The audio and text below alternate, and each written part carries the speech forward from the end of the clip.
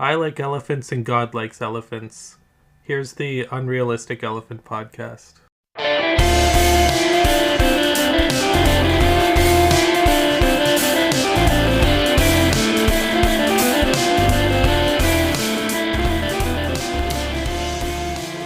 Ho, ho, ho, ho! It's me, Santa. No, that's stupid. This is going to air after Christmas. So I forgot! That's not even... Oh, I was going to do a whole Christmas thing. I forgot that Christmas... You know what? That's it. Okay. I was just talking. I was saying, I think that I want to do the intro, and I want to make it really funny, and I fucking blew it. Fuck. Welcome to the Unrealistic Elephant Podcast. My name is Nathan. And my name is Ian, and this is a very special episode of the Unrealistic Elephant Podcast. And why is it special, Nathan? Well, because for the first time in our long 4-episode running series, we are recording in the same room instead of across the whole country from one another. Yep. Instead of across the country, we're across the room from each other. Yeah, you were just chilling in my living room right now, closer than we've ever been before, and I think the mood in the room and the energy is electric. I think we're gonna get some really high octane stuff today. That's why your dog is sleeping on my leg, because it's just so electric. He is completely planted down. He's not going anywhere. Yeah. Milo is our silent triagonist. Is that what you say? It's protagonist, deuteragonist, and then I don't know what you say for the third person. Isn't that an antagonist? No, the antagonist is the person on the other side. Oh no, yeah, the third one. Tertiagonist. Tertiagonist. Milo is the tertiagonist. Yeah, Milo is the tertiagonist of episode 4 of the Unrealistic Elephant Podcast, and we're so glad that you've joined us because we're going to be talking about 2 more movies today, and I'm really excited to get talking about them, especially now that we have you in the room. By the way, I should say it's the last episode we'll be recording of the year. Did you have a favorite movie this year? Probably Harakiri. I don't think that there's anything that's gonna. That's definitely Harakiri. We've only done 3 episodes this year, but we'll have more of a selection next year. Well, spoiler alert, I didn't like either of these movies as much as Harakiri either. So. No. These are fine movies, but I don't think they would be nearly as good as Harakiri. But yeah, no, I agree. And with that, let's jump into our first movie. Last episode, I recommended Scott Pilgrim versus the World by Edgar Wright. This is an adaptation of a graphic novel series that was very popular back in the mid-2000s. I found out about the series from this movie, and I think that was the same for me too. Yeah, I had never heard of it before this, and it drew me in. My nerdy little cringe 15-year-old self thought this was the coolest thing in the whole world. It was a movie with all these video game references, but like I guess I never really saw it more than anything like that. So I really wanted to revisit it, and I was kind of wondering what you thought. Yeah, well, I mean, I was kind of in the same boat as you. I mean, when it came to watching the movie the first time, I certainly liked it a lot, and a huge part of that is being part of this culture, I guess, the video game kind of weeb culture, which this movie and the series just in general is very much in tune with. And I wouldn't be surprised if Brian Lee O'Malley's a pretty big weeb himself, who is the writer of the comics. And even though a lot of people tend to like this movie, there was kind of like, I guess, a bit of a backlash against it when it first came out. Yes. I'm not sure if that's still prevalent on the internet. It might be. But it was kind of saying that, oh, this is all surface level and stuff. So, there was kind of this, I guess, curiosity I had going back to it, saying like, okay, will this still hold up in my adulthood years as a really solid movie in itself that I still really love to this day? And because I had seen this movie before watching this, I had seen it probably 2 or 3 times. I know you saw it a lot more than that. I saw it 3 times in theater, and I saw it I watched it like 10 times after I got it on Blu-ray. Didn't you watch it all the commentary tracks? I did watch all the commentary tracks. I was in on this movie. It was my favorite movie of that year, I said. And there was a lot of good movies that year that probably deserved it more, but I was just obsessed with this movie. Yeah, I'd have to go back to 2010 to see what else is in there. But yeah. With didn't you say on one of the commentary tracks that they ordered a pizza and then they brought the pizza guy in to keep doing the commentary? That's pretty funny. That's a really good point, because this is again another movie where you really feel like all the people who are working on it are having a really good time and really like each other, which really, really helps because it's got an amazing cast. I'm a really big fan of everyone that's involved in this movie, and especially Edgar Wright. I love Edgar Wright. Yeah, and I know you do too. Yep. But yeah, what did you think of coming back to this movie after watching it after so long? I still really loved it. I still had a really good time watching it. I thought it was arguably, like, I wasn't as like super hyped about it as I was when I was like in grade 10, but I also don't think that the quality of it really dropped off that much. Yeah, I thought that this held up really well, and it's kind of like I hadn't seen this since after I read the comics, which was a little bit later too. So I was kind of wondering, like, okay, well, I remember that this kind of cuts some stuff out of the comics and it, makes shortcuts here and there. I was wondering if I would also have that kind of reaction to it too, being familiar with the source material now. And I'd say that the movie, for the most part, manages to stand on its own, whether you've read the comics or not. And I think that it really held up amazingly. What do you think? I'm much in agreement with that. I think everyone's knocking it out of the park in terms of performances. It's got this style to it that I was thinking back to Edgar Wright's other works like Shaun of the Dead and Hot Fuzz. Just this really fast-paced energy really comes through in this movie. Everything's very fast-paced. It's always going. New information is always being presented to you. But it still lets you really care about the characters in the movie itself. It bleeds a lot of life into the world, which is another thing. Is Brian Lee O'Malley's original text is I didn't read through. I didn't do a deep dive or anything, but I read through everything in preparation for this episode. And what's funny is the book 6, the last one, I found out that it's still the one that I borrowed from my high school when I was reading it in grade 10, and I just never returned it. So shout out to Three Oaks High School. I'm sorry I stole your book. But yeah, anyway. Yeah, one book is in exchange for 3 years of our lives. Yeah, exactly. So there's a lot of characterization and a lot of depth that goes into this world, and condensing it all into 1 2-hour movie is a tall order.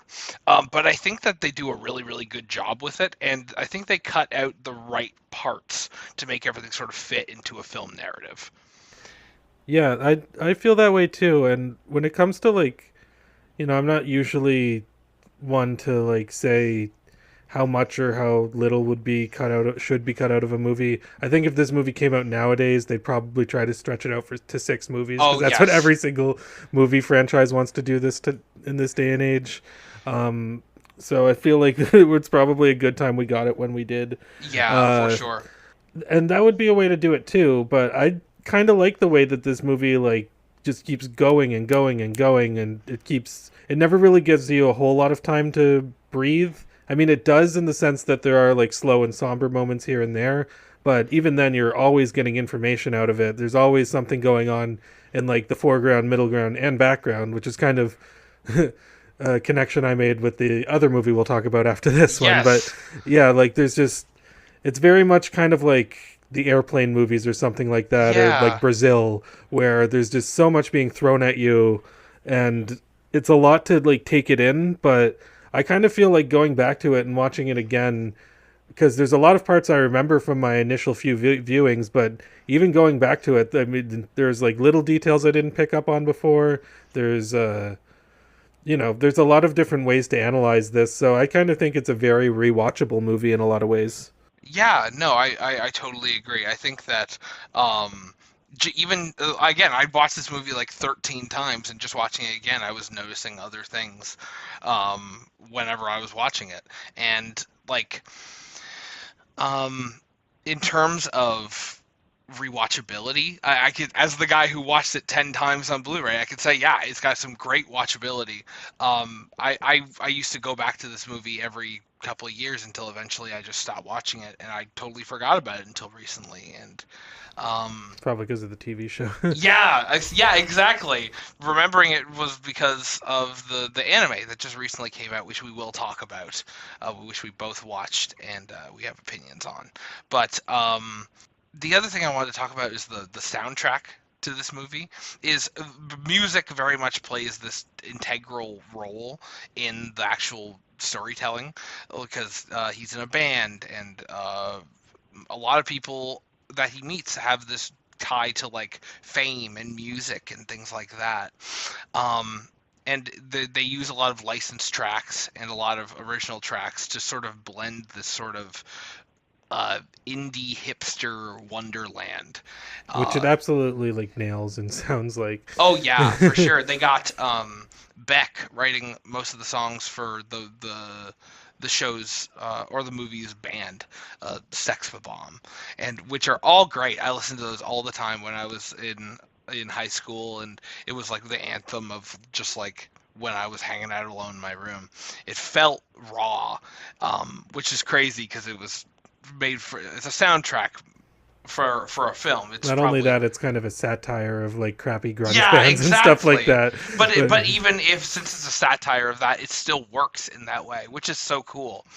Um, I remember I bought the soundtrack on CD. That, yeah, that was, I didn't buy a lot of CDs, but those, that was one of the ones that I needed to have. I had that and Juno, so I guess Michael Cera's movies just generally had soundtracks I wanted. Generally had really good soundtracks, which is, I guess I could see that.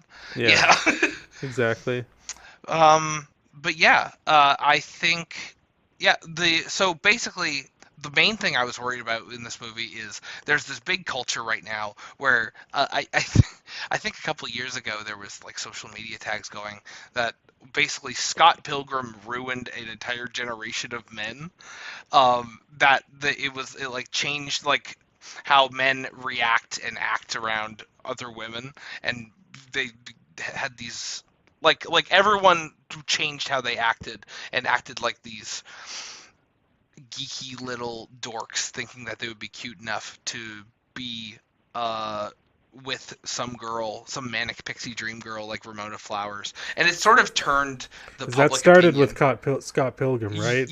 That Yeah, wasn't every Michael Cera movie before that, or Garden State with exactly. fucking Zach Braff and like all those movies. So. Yeah, any Zach Braff movie, like and it sort of made it so that people didn't really see this in a very good light, and I don't think that's necessarily fair, because I think, one, they're totally right, is Scott Pilgrim is a like a piece of shit person. Yeah, Um, I'll get into that too. I have a lot to yeah, say I about would that. love to talk about that, because as when you're in high school and you're watching this, it's mostly about the action and the laughs. And but when, now that I'm watching this and I'm a little bit older, it's interesting to see the growth journey that he goes on. Yeah, Um, and yeah, that's something too with like a lot of people point out about the Cornetto trilogy, which is like Edgar Wright's kind of claim to fame for the most part. They're all about like man children kind of maturing yeah, in that way. Like if you watch Hot Fuzz or The World's End or Shaun of the Dead. And Scott Pilgrim, it kind of falls in line with that, with his emotional journey. Like you can really see a lot of parallels between this and the um, well, Simon Pegg's character in the first two movies, and then, well, I yeah, guess actually Simon Pegg's character in all three of them. But yeah. uh, yeah, it's this thing where it's definitely about Scott Pilgrim, who's a really shitty character, which is, or well, a really shitty person, I should say, not a shitty Yeah, character.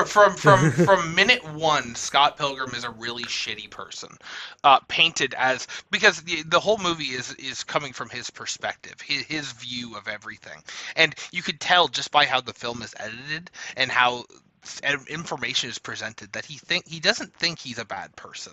He's really very much in his own head, that he thinks that he's a very selfish person. He doesn't really think of others very often.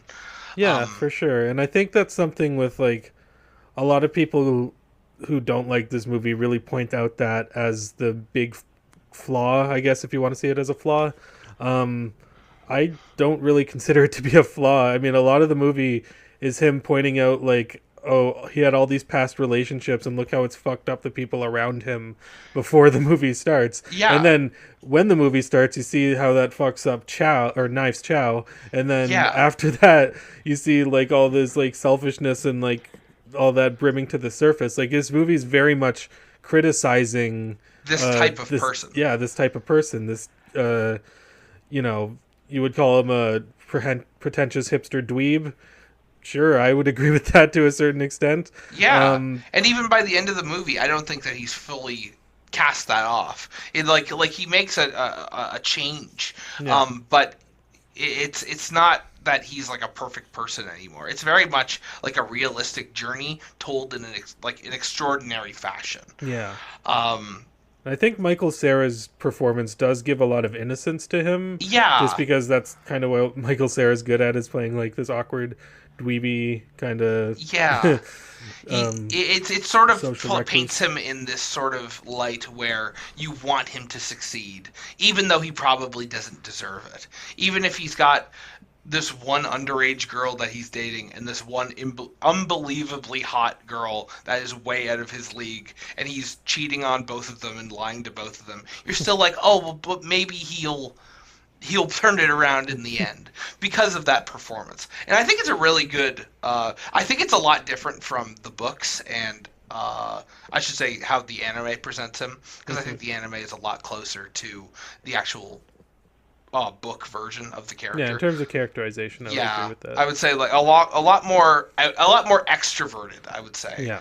This version of Scott is very introverted, very shy, not as much confidence, but he gets his confidence from getting things going his way, and at the moment that something doesn't go his way, everything sort of falls apart around him. He really needs other people to pick him up, but he takes those people for granted. But that's what he's learning, is how to be a better person and understand and respect himself and other people.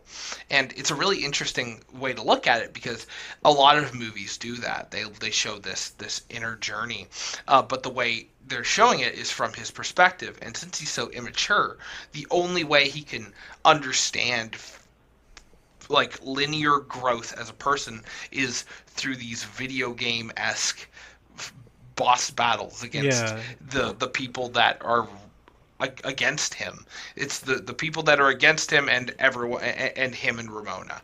It's very like it's really interesting when you stop and think about it. Yeah, because a lot of the movie is basically kind of like, you could say it's like takes place in a fantasy world, but I mean it is a fantasy world which like a lot of weebs or like high school people would like come up with, like people who are in like an anime club or you know, super into like retro video games or whatever. You know, it's kind of like, I kind of feel like the journey is him going through this kind of like really, I don't want to say immature because I still play video games and watch anime to a certain extent, but this really kind of where he's coming from, this a world where pretty much all of that is pretty much the only thing that exists. Yeah, that's all that matters. Yeah, exactly. And it's very much, it seems to be a bit of a metaphor for someone coming out of that era of their life and really learning maturity and like how to take a relationship seriously. Yeah. Because you know, you see the way that they're not even just Scott, but also Ramona, the way that they kind of fucked up every single relationship they had. That's the big thing is just because Scott is being a piece of shit does not exempt Ramona from being also a piece of shit, which is, I will talk about more when we talk about the anime, because that's really interesting to talk about there. Yeah, for sure. In regards to this movie, though, I mean, Ramona is very, I guess some people don't like her because they think like she's kind of flat. She doesn't have a personality very much, and I to be fair, I think that more could be done to characterize her and show off a little bit more about her. but I wouldn't say she's flat. I'd say she has a lot of personality in sort of a deadpan way. Yeah. Like a way that she feels like you constantly feel like she thinks that she's too cool for you. Yeah. And that's understandable because she's this ethereal manic pixie dream girl who travels through dimensions and stuff, and like it's no big deal. Yeah. So yeah. Yeah, for sure. And Scott and Ramona, a lot of people criticize those two characters especially because they're kind of like a match made in hell in a lot of ways. Yeah. And I do understand that, but I mean, I kind of think that's the point too, is that, Ramona, like, you may call her a manic pixie dream girl. She's not really, if you really look at all of her flaws and all the, like, the fact that she even has this league of evil exes. I mean, that kind of shows the quality of man she usually dates. Yeah, exactly. And Scott Pilgrim, being a selfish asshole, falls in line with her previous mistakes. Yeah, she even says that she's just another evil ex waiting to happen. Yeah, exactly. So with Ramona and Scott, it really is kind of like, a lot of people say they have no chemistry, but they kind of do, because they're both going through the same sort of journey of them taking the people around them more seriously. It's from Scott's perspective, and from his perspective, Ramona's very closed off, and I would say that that's true too, especially when you go back to the anime, which we'll talk about later. Yeah. You can see the parallels between those two. But yeah, it's, if you really think about it, like, if we watched this movie from Ramona's perspective, we'd probably feel the same way about Scott. Like, she isn't right for him. Yeah. And she is very inconsiderate when it comes to other people's feelings and all that stuff. Yeah. So they both kind of go through this journey where they're hurting everybody around them, and we're seeing their past mistakes kind of bubble to the surface as they're trying to get this relationship with each other. And the ending of the movie where they do kind of get together, it kind of makes you wonder, like, oh, are they going to really last if they're together? And maybe they will, maybe they won't. It does seem like they both kind of learn from this going forward, and yeah, they do. It makes you root for their future, even though there's a lot that points to maybe their future won't be that bright or happy. Yeah. So it's they exit the narrative as different people than when they started. Yeah. And whether that means that their relationship can flourish and actually become something real, that's up to you to sort of decide. And up to sort of the narrative to convince you of that. Yeah. Because it obviously means a lot. Again, the movie is almost entirely from Scott's perspective, but so this means so much to him that everything surrounding his life is based on this conflict to keep Ramona.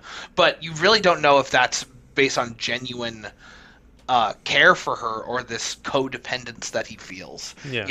He's codependent on a lot of people. He's codependent on Wallace, who's played by Kieran Culkin, and he is one of the best parts of this whole movie. Absolutely. He's dependent on his bandmates. He's dependent on his sister and his friends to sort of keep him emotionally afloat. Because Ramona disappears for a short period of time in between one of the boss fights that he goes through against one of these evil exes. Yeah. And he's inconsolable. He can't do anything without this girl, and it's sort of about respecting himself, especially at the end. You even at the end you see that Gideon is the first one to tell him to come and fight him. Like he doesn't have a whole lot of agency. Things just sort of happen to him, Yeah. until the end where he makes that decision to go by himself. For himself, which is indicative of a really big character moment for him. That being said, again, it's hard to tell if that's enough to change him for the better, or if he'll continue to make the same mistakes. Yeah, and it leaves a lot open with, it's kind of funny because with this anime where it went back to like episode 1, and it was kind of retelling the story a little bit. There is like potential for a Scott Pilgrim sequel. I would say. Oh yeah. If you were even not just the movie, but if you go back to Brian Lee O'Malley's comics, I mean, there's a lot more open to interpretation of like what comes after that. But at the same time, I kind of think that it was a good thing to end it the way that it did, and like, this was a very short period in their lives, and Yeah. you hope that this was the turning point in their life, because it could potentially be the turning point in their life, or it Yeah. could just be the sign that they're going to continue down the same path. But well, whichever that is, I mean, That's up to them. yeah, that's really up to the individual person. And like Gideon, watching this movie again and seeing Jason Schwartzman in live action, he's so funny in this movie. Oh my god, everyone's really funny in this movie. Yeah. Aubrey Plaza does a really good job as Julie. Yeah. She's mostly just doing her Aubrey Plaza shtick, but like as someone who really liked the comics and really liked Julie as a character, I'm really really glad that they got her for that, because I wouldn't have chosen anyone else to play Julie. It's kind of funny because this was in 2010, right? So this must be like Aubrey Plaza's second movie role after Mystery Team. Oh yeah, that's like this crazy. would have been really like early on in her career. Yeah.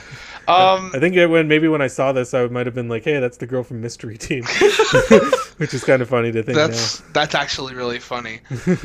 Another person who really shines in this is young Neil. I think I never appreciated young Neil as just like a background tertiary character. He is so funny all the time. Yeah. Like you just see him, because he's just sort of mimicking Scott the whole time, just because he doesn't really have a personality of his own yet. Yeah. He's still younger than all the other guys.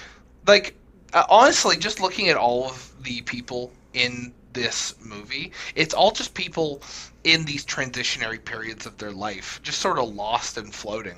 Yeah. Like, they're all in their early 20s. They don't know what they want to do. Except for Knives. Except for Knives, yeah. Which, yeah, there's the whole thing with Scott dating a 17-year-old, which is, bad. Yeah, that's kind of funny because like a lot of people were saying that like, oh, why if I was Scott, why wouldn't I just stay with the hot Asian instead of going for this unreachable Manic Pixie Dream Girl? And it's like, maybe because she's in high school, like it's not a good thing for him to be in the relationship. Yeah, he should have broke up with her as soon as he got together with her, frankly. Yeah, exactly. He should never have gotten with her. He should not have been with her at all. Yeah. At the same time, though, I think Knives is probably my favorite character in this movie. Oh, she's great. She's amazing. Especially like the way that the actress is. Like, she's so expressive. I think her name's Ellen Wong.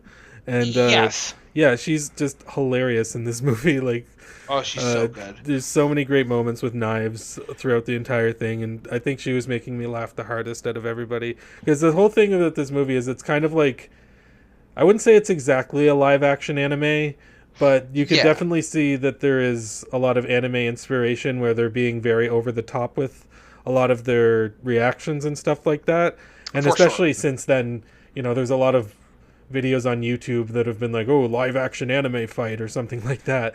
And, you go back to a movie like this and seeing it, I think this is, as far as that goes, maybe the best that I've seen, like, people do live action anime inspired stuff, including actual anime adaptations that are live action. Yeah, exactly. You take a look at this, that was made in 2010, and then you look at Netflix's One Piece.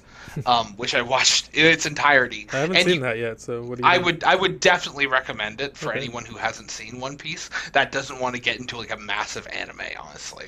It takes a lot of cues from anime in general, like the general tropes and themes, but it sort of applies it in a really, really interesting way to a live action format. I'd highly recommend that. Okay. But yeah, you see Scott Pilgrim basically doing these things in 2010, which is way ahead of its time, and from Edgar Wright, which I think is so cool. And he does an amazing job just taking all these different characters and all these different talents and pushing them in those very specific ways. Yeah, that's true too, because like even when it gets to like the evil X's and stuff, with the exception of maybe the twins, pretty much all the X's have enough time to be fleshed out and totally be have an impact as to who they are. I mean, the twins get more of that in the TV show. Yes, they do. As far as the movie goes, like they're all pretty great. Like especially like Matthew Patel and like Roxy and Chris Evans as Lucas Lee, I think, is a standout. that is a big standout for me too. This is this pre Captain America? I'm pretty sure. I'm pretty sure. Which is crazy because he really did play that character for so long. He was just playing sort of douchebag asshole characters. Yeah, like, it's kind of funny because it seems more of a satire of what he eventually went on to do. Yeah, it's so funny.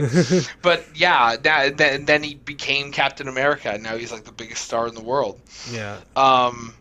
I guess this is the same thing that freaking Channing Tatum did on 21 Jump Street, because he was known to be like this like flat kind of doofus character, but trying to be taken seriously in movies like Dear John or all those Nicholas Sparks movies. Yeah. Once he played into that kind of joke, it was like, okay, this actually really works. And like more so than that with Chris Evans too and Channing Tatum, like they get the joke. You can tell that. And the fact that like he did Captain America after this, and then all these years later he still came back to the Scott Pilgrim anime, really shows that he really appreciated this character. And what it did for him as an actor and everything. So and the action in this movie is so incredibly well done. I think that this time in 2010 I remember when we first saw this movie, it was in a double feature with The Expendables had come out the same day, and we saw the first Expendables movie. And I remember just thinking, like, man, I'm so happy that all of these old action stars are in this movie. I wish this movie was shot in a way that I knew what the fuck was going on. It was just the shaky choreography cam was bad. Yeah, the shaky cam action was abundant back then. So to see a movie filmed this cleanly with its action right after that, it just made that movie that much worse. Yeah. Honestly, it was so good to see. And I think Michael Cera did a lot of stunts in this movie. I know he had a stunt person, but I know he did a lot of the hands. That was a funny stunts. Scene too with Lucas Lee when all the stunt doubles came out. Yeah, and they referenced that in the anime as well. So I think that's great. That's kind of funny too, because like a lot of people have a lot of really positive things to say about the John Wick movies or Nobody with Bob Odenkirk, because of like how good the choreography is and like the action just being a lot more professionally filmed than a lot of what was coming out of Hollywood around those times. Pardon me. Keeping that in. Be my guest. But when it comes to Scott Pilgrim versus the World, if you really think about it, like this movie was doing it too at a very high professional level. It just was doing it as a comedy, so I don't think a lot of people took it seriously. But if you really look at these action sequences in and of themselves, they're really well choreographed. I haven't even gotten to the special effects yet. I'm just talking about the like hand-to-hand stuff, like all the different fight scenes and stuff like that, how they're really well done. And even before the touch-ups and stuff, which they're just, it's really, really solid action in itself. Yeah, and details like that are added everywhere on this movie. Even again, you said even the very background. There are things that you would never notice if you don't watch this movie multiple times. Mm-hmm. There's a scene with Scott and Ramona on a bus, and there's a reverse shot. And every time you see Ramona talking, the glare of the lights on the window next to her are all sort of glared in X shapes. Yeah. While when the shots on Scott, they're all heart shapes, which is sort of indicating where their minds are at. Which I thought was so cool. I didn't notice that until I watched the commentary. One of the commentaries with Edgar Wright, because I believe he was on 2 or 3 of them. Yeah, I believe it. What's with Edgar Wright? Like, he really understands the language of filmmaking. Yes. And even going back to his fucking sitcom Spaced, like a lot of that stuff for a sitcom, especially around the time, was really, really well done. And, taking it to a more professional studio movie with Scott Pilgrim. I mean, I guess Shaun of the Dead and Hot Fuzz were studio movies too, but I mean, this is an American studio movie, whereas those were like British studio movies. So this is like a big kind of a Hollywood debut for him in a way, even though I think a lot of it was filmed in Toronto. But anyway, regardless, I'm rambling. With this, like, he really understands the language of film, and whether or not he's using that for a comedy, like he's still making it extremely well made in its own right.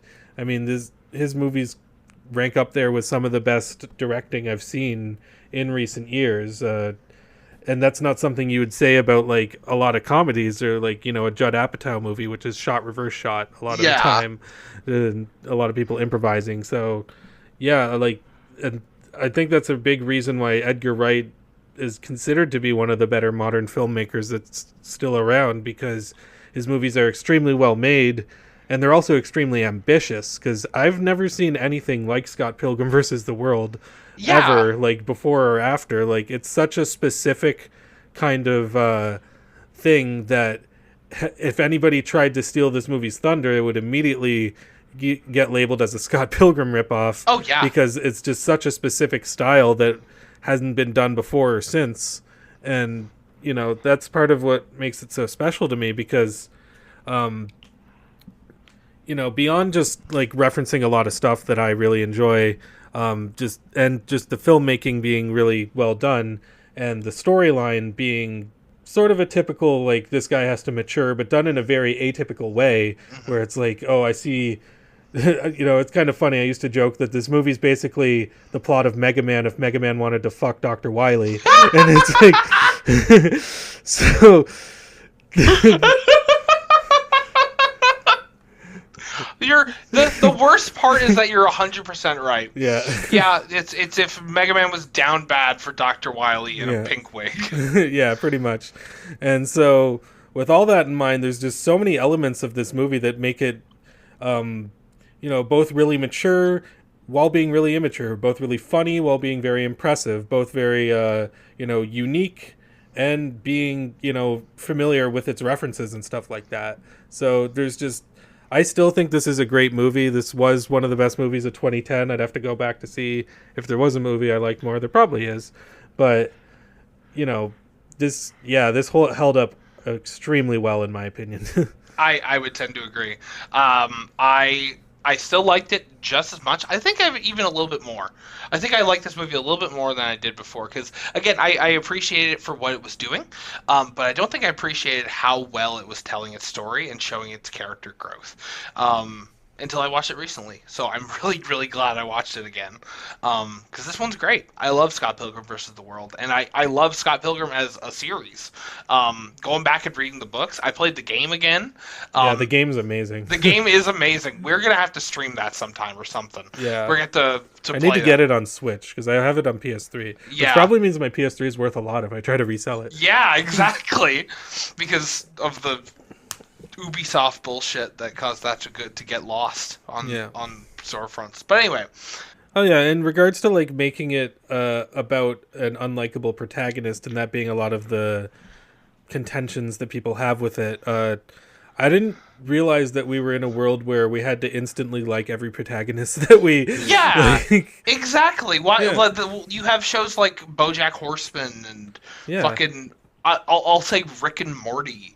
Like, these are characters that are infinitesimally unlikable, and people still praise them. And why can't a character just be shitty? Like, it seems like when a character has to be flawed in movies these days, it's like they have to be incredibly obviously flawed, like abrasive. But because that's the thing, is Scott Pilgrim in this movie appears on the surface to be a really nice guy. He listens to you, or at least he pretends to. He entertains you, and he's charming enough. I think it's just people are like fall for that, and they don't want to accept that a person could be like that. And I think that's really, it's an interesting thing to think about, honestly. Like, yeah, because it's like, you have a movie, I mean, we were talking about Downfall last time, where it's like you have like Hitler, who's obviously not a sympathetic person, but this is like different because it's, you know, obviously Scott, I wouldn't say is evil, but he's very much a character who's more realistically, I mean, Hitler was a real person, but like someone you would know as like a douchebag, like somebody that you would go to school with and be aware of. Hitler was the exception. You don't usually go to school with a Hitler. Little Hitler.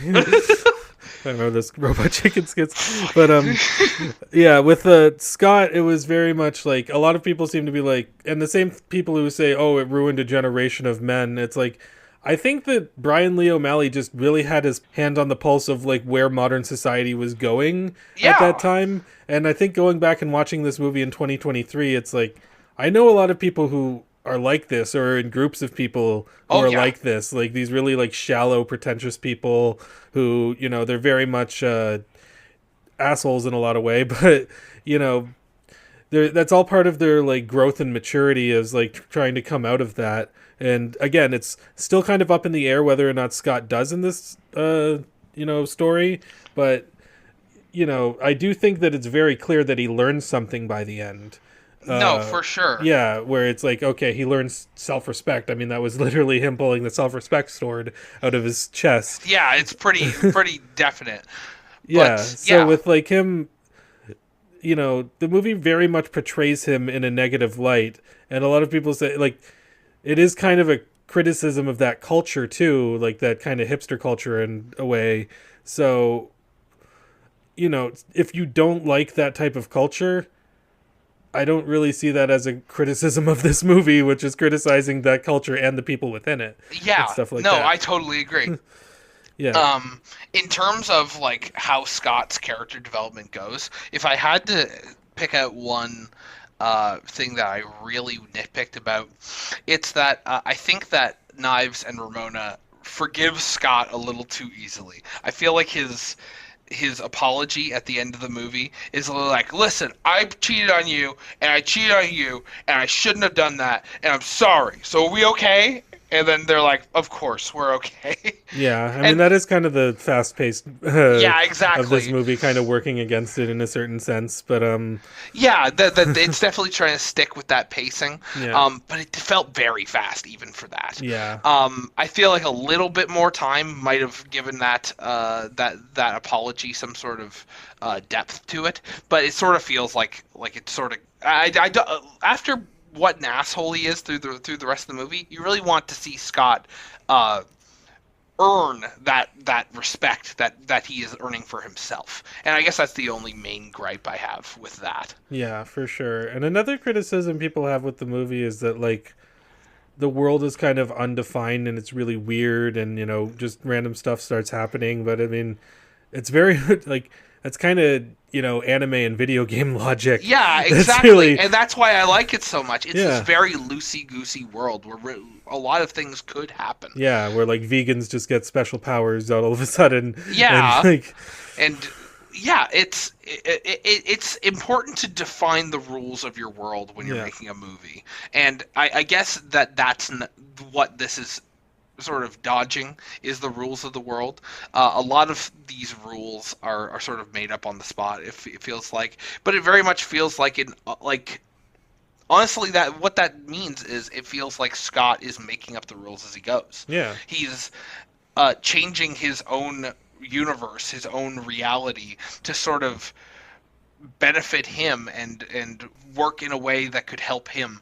Like it's so interesting the like if you really talk about why the things happen in this world the way that they do, you really need to look no further than the fact that Scott is the narrator for this, and Scott is really showing you what is happening from his perspective. And if he believes that the world should go one way, it's sort of going to be presented like that. Yeah, and it's very much him seeing the world the way he does. And I'm not saying like this is all like a dream or something, or like this is all like his fantasy. No. Like it's very much just a perception thing. Yeah, it's very much in the perception of not just him, but like a lot of the people that he hangs around with, who are, you know, literally in a band called Sex Bomb. Yeah, and like, or like Clash at Demon Head, which I always love that reference to Clash at Demon Head. Oh my god, yeah. Yeah, and so with them kind of like seeing the world through this way, it does kind of make sense. Like it makes sense in the amount of sense that it doesn't make, is the way that I kind of want to say it. Yeah, exactly. That's that I couldn't put that any better. The nonsensical nature of it makes sense. It's kind of like Perfect Hair Forever, I guess. Yeah, exactly. Scott Pilgrim's just like Perfect Hair Forever. Yeah. Yeah. I mean, it is about a girl who has kind of perfect hair, so I mean, there is She that. I does mean, have perfect hair. that's the thing too. Is like, how is her hair not like severely damaged by the amount of times that she dyes it? I know it looks perfect all the time, Yeah. and like she that would be funny if every time she dyed her hair it was just more fried. Yeah, that would be cool. I wish I got in. And then I guess, like, I mean, if you don't like this movie, this is fine. I'm just going through some of the criticisms Oh people yeah, have with it to just kind of give my perception on those criticisms. And then the other criticism I always hear is that a lot of people find that the video game references and anime references are too abundant and they're annoying and they would just only appeal to someone who's super into those type of things. yeah, And my response to that is, okay, these are the same people who are praising the Cornetto trilogy for having a bunch of references to like action movies and yeah. horror movies. It's like, why is it okay to appeal to cinephiles, but it's not okay to appeal to like, the weeb demographic or all that Yeah, stuff? and again, it's just the fact that this is the fictionalized world that was created. It is based off of these sort of references and tropes. Yeah. It's sort of injected itself into the story. So if Scott wants to throw his base aside and hit someone with a 64 hit combo air juggle Tekken strike, then that is just how the world works. It sort of like I would say that the first action sequence is a little jarring if you don't really know what's coming, I guess. But after that, it sort of flows naturally. It's like once you know that is the level that you're on, that is how the world is going to function, and you sort of go with the flow after that first hill. Yeah, for sure. At least I did. I know some people didn't. I mean, Yeah, I know there's a lot of people who don't like this movie, and I totally get it.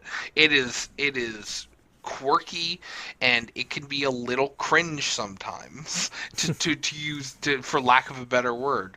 The I'm in lesbians with you is funny, but I could see a lot of people being like, okay, this is like, I'm a little bi-furious. yeah, like your BF's about to get F'd in the beat. Basically, everything that Roxy says, Yeah. is right on that line.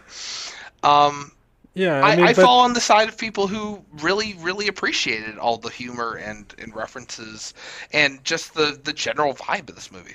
yeah, me too. And it's like, I think truly great art probably is going to take risks and piss off some people. And Oh yeah, so it's totally okay if that happens. I mean, it's all part of the human experience and how we experience things.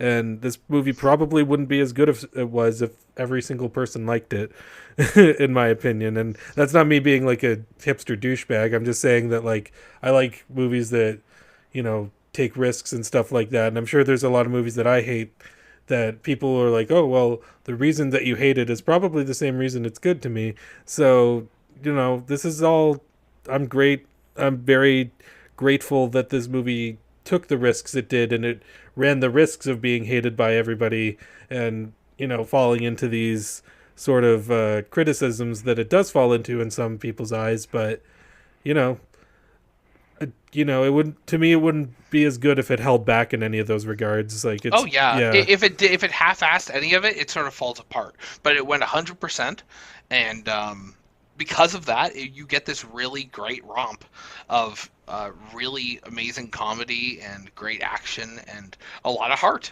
yeah. Yeah. Especially in terms of Knives, because I find Jared to be the most sympathetic character and the Yeah. funniest. And, Yeah. well, actually, well, right up there with Wallace. I'd say Knives and Wallace are both. I'd say Knives, Wallace, and Kim are my favorite characters because I think Kim Pine deserves the entire world for what she puts up with in this movie.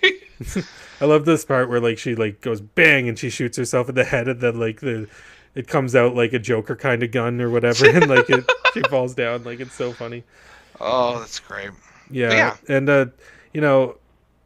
I think this movie being a live action thing, that because like as much as I like the cartoon, and we'll get into the cartoon right after this, I do think I might like the movie more just because Oh, really? it's very yeah, the presentation and the style they're going for, it's very special to this. You know, it's something that you're never going to see again. I Yeah, feel, and like, the cartoon is special in its own way, as are the books, as are the game. But I think with this movie, uh, this is a very difficult thing to emulate and emulate properly, and I don't think anybody's come close. I don't think it's going to come close in the future anytime soon because it's just such a specific demographic that it was aiming for, and the movie box bombed at the box office, so there you go for how well it captured that demographic at the time.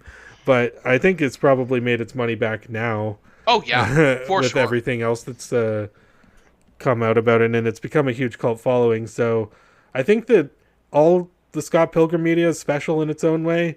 But I'm just talking between the movie and the show. I think I might like the movie a little bit more just because I feel like this is something I'm never going to see again, really. I totally get that. Yeah. No, that's totally understandable. Um, that being said, I have said I am a bit of a weeaboo, and I think I would like to talk about the Scott Pilgrim anime at this point because Which, by the way, I just want to say it is an anime. it is. That's some people debating. This was made by a Japanese animation studio with Japanese art directors. I don't care if it's an English story. It's an anime. Yeah, it's an anime. Whatever. Would you call like Secret Life of Arietti not an anime? It's like based on the Littles or whatever. No, that's true. And like Howl's Moving Castle is based off a British book and stuff Yeah, like that. so it's But I mean, just those were because. Japanese screenplays at least. But I mean, there's, I guess, some sort of distinction that people have a hard time making because a lot of people consider Avatar The Last Airbender or the Netflix Castlevania shows animes when they are not. But this Yeah, is legitimately an anime. I actually would consider Avatar and the Castlevania shows anime, but I'm not going to get into that right now. Okay, yeah, that's fair. We all draw the line Yeah, somewhere, that's but the thing is it's this like nebulous line, mhm. and everyone sees it somewhere. Some people see it at Avatar, some people see it at Castlevania. It's different for everyone, but this is most definitely an anime. Just because Will Forte is in it does not does not detract from that. Um, Will but yeah, Forte could be in a lot of animes, I think. honestly, Will Forte should be doing anime voice Yeah. work. Someone should be calling him. He Yeah, did great. honestly, or like back when like Arnold Schwarzenegger and Nick Cage used to do those Japanese commercials, I could imagine like Will Forte going over to Japan and just doing his like "I'm a demon" like that type of thing. Oh my god! So do you know that this is entirely off, not related to Scott Pilgrim, but did you know that Bryan Cranston used to do anime dubs Oh, for what? for like a bunch of like not well known anime original video animations? Okay. And yeah, he did really good anime voice work. He was in Power Rangers. He was one of the monsters in Power Rangers. Oh, He did a lot of that, but that's unrelated. I just okay. think that a lot of people, especially all the people in this movie, don't get enough credit for the voice work because Michael Cera and everyone else comes back for the English voices. I think there might be a couple that are not back, but I don't know who they All are. the main ones are Yeah. back. All the main speaking roles. You've got Michael Cera. You've got Mary Elizabeth Winstead, Kieran Culkin. Everyone comes back. All the evil X's are back. Yeah. And it's sort of the way that it was marketed sort of made it out to be this adaptation of the comics because I didn't mention it, but the last book was being written at the same time as the movie was being Yeah, made. I found that out when I was like researching it before the podcast. I didn't actually know that before. Yeah, so they weren't able to get the specific ending. The ending of the comics is very divisive and very Machiavellian. It's a very anime final episode of an anime, Yeah. which I think is definitely on purpose. Yeah. But this takes a totally different turn. The first episode is entirely adapted from the main story, and then at the end it totally switches gears and it becomes a story about Ramona looking for Scott, basically. And it is this vehicle to see these characters in brand new lights. Matthew Patel, who is a character that shows up for, I'm gonna say, five or 10 minutes in the movie, is now this important antagonists throughout the movie. Yeah, and that's actually kind of the inciting incident where it changes course, because it pretty Yeah, much, the first episode kind of follows the same plot as the book and the movie to a certain extent, and then during the Matthew Patel fight, it looks like he wins, and then it goes off in a completely different direction. yeah. Yeah. So and basically we get to follow Ramona, and I think that's great because, as I said, Ramona was not as developed as I would have liked her to be in the movie, Yeah. and this offers a lot of valuable Oh, development. yeah. I think that in terms of Ramona, she is my favorite in this show, Oh more than the yes, book or the movies. yes. Yeah. Um, Or more than the books and the movie, I should say. I want to say it before I forget. Kevin McDonald is in this movie as Edgar Wrong. I wasn't going to forget to say that. I knew you weren't gonna, but I wanted to be the one to say it. I was Leonardo DiCaprio pointing at the TV. It was so funny. Me and Avery was like, "Is that Pleakley from Lilo and Stitch?" Yeah, that's kind of funny thing is just because we're huge Kids in the Halls fan. As soon as Kevin McDonald says like 2 lines, we recognized it was him. I remember we texted, and like it was instantaneous. So I was like, "Oh, it's Kevin McDonald. He's in this show." Yeah. And he's not the only one too, because it's like they had the Weird Al make a cameo. Yeah, which is I great thing. didn't even catch that. I was so into it, and I didn't even catch it was him. Simon Pegg and Nick Frost made a cameo Yep. as the security guards, so that was great. Yeah, it's always great seeing them and stuff too. Oh my god, I mean, yeah, and yeah, we basically get to see this whole story where Scott disappears from the narrative for 5 of the 8 episodes. He's just like not in it at all. Well, I mean, he's in flashbacks. Oh and yeah, in stuff. flashbacks, but like in terms of like the main overarching story, he's not in it. Yeah. You get to see these different sides. I really liked the episode with Wallace and Todd. I thought that was a Yeah. really funny dynamic to put it in, because basically in the books it's the opposite situation where Todd is cheating on. Well, I guess not the opposite situation. Todd is cheating on Envy with the drummer in Clash of Demon Head, but instead they just have Envy cheat or Todd cheat on Envy with Wallace, who is obviously a fuck machine, and he pulls insane numbers. Like his body count is high. Yeah. Like Wallace is amazing in this movie, or I should say in the anime. I was just really glad because I think you were saying that Scott Pilgrim could have like a Scott Pilgrim 2, like the sequel Yeah. to Scott Pilgrim. I personally considered this to sort of be that sequel. In terms of I would say this is a brand new show, so spoilers. I am going to spoil things at the. I think we already did. Yeah, that happened at the end. That boat has sailed. Yeah, if you didn't understand anything I've said already, you're gonna understand it a lot right now. Basically, Scott disappears because he's kidnapped by his older self, played by Will Forte, and that older self is the version of Scott from the graphic novels that went through that whole story. And in the end, we get that answer. That's what I like so much. Is through this whole show, it's very much a Ramona-centric narrative until the last 2 episodes sort of tell you what happened after the end of the graphic novels. And it didn't work out. They were on again, off again, and eventually they got married and they got divorced because they weren't full people yet. They were still just in their early 20s. Yeah. They didn't know what to do, but they were still people. Yeah. Like it changed Scott for the worse. Yeah. And in sort of like a weird way, this is that sequel that I've always wanted to see where they went. Yeah, that's true too, because going into this, I thought it was going to be a straight adaptation of the books, which I guess is a lot of people's expectations for And I it. think a lot of people were disappointed by that. Yeah, I have seen some people saying that they're disappointed, but for me, I was like, oh, fuck yeah. I mean, I would rather this be the way it is rather than being a straight up adaptation of the books. New stuff is always better, I'd say. Well, not always. I mean, Yeah. But yeah, well, I mean, it would just depend if it was like a good adaptation or a good sequel or whatever. Yeah. And with this, I was kind of, before I watched it, I was like, okay, new Scott Pilgrim anime, I do want to check that out. probably wouldn't have if it wasn't for the podcast, honestly, just because I have a lot of stuff to check out.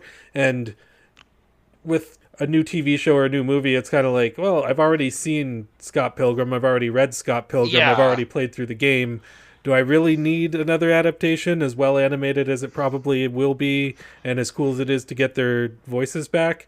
But seeing it just go off in this different direction and be about something else while, retaining what made the original property so great, like, this was a huge surprise for me in all the right ways, I would say. Yeah.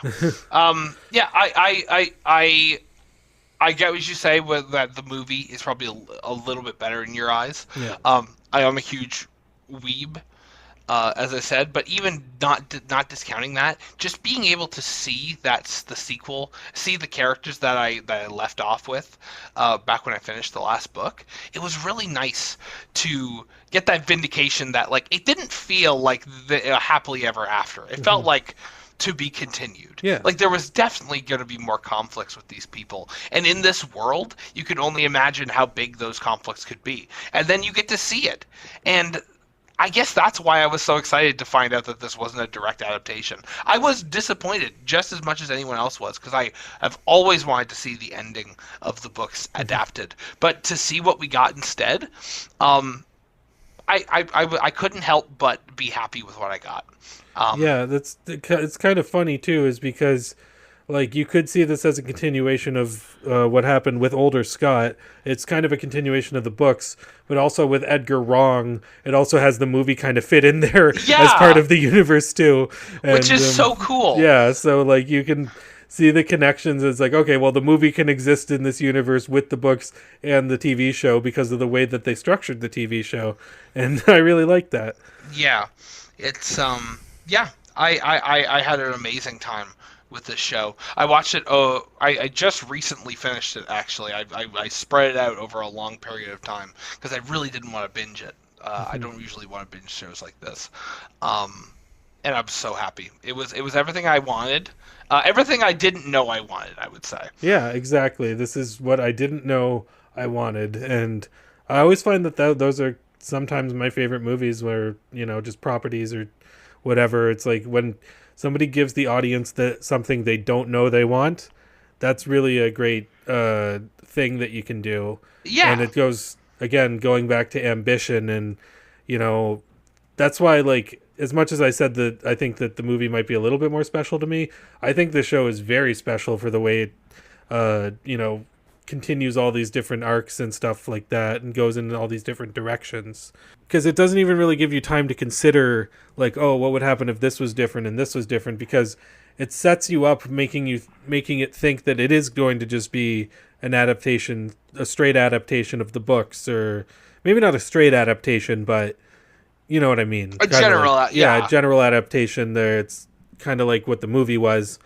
But when it comes to what they did actually do, it very much, kind of like we saw Wonka last night, and that was kind of another thing where it's like, this is something that I didn't know I wanted, but I really like what the outcome was, and that's exactly what I got from Scott Pilgrim Takes Off as well. So, I just want to say that I clowned on Wonka so hard, and I owe Paul King such a fucking apology. We were saying that we will never question Mr. King ever again.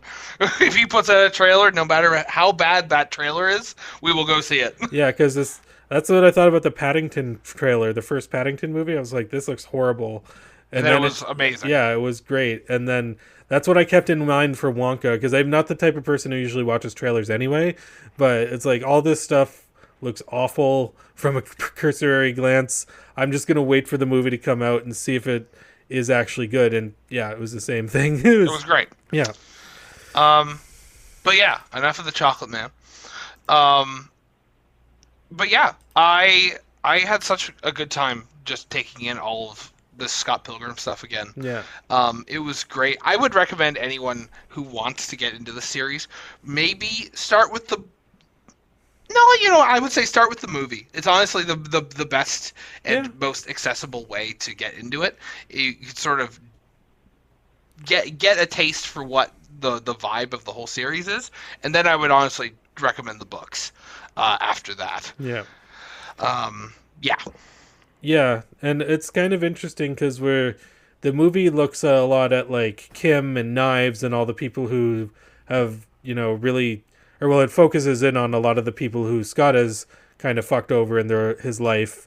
Um, this show, with it being more about Ramona and the fact that the exes don't get killed, it really gets you to explore the exes and like the effect that Ramona Yes. had on them more.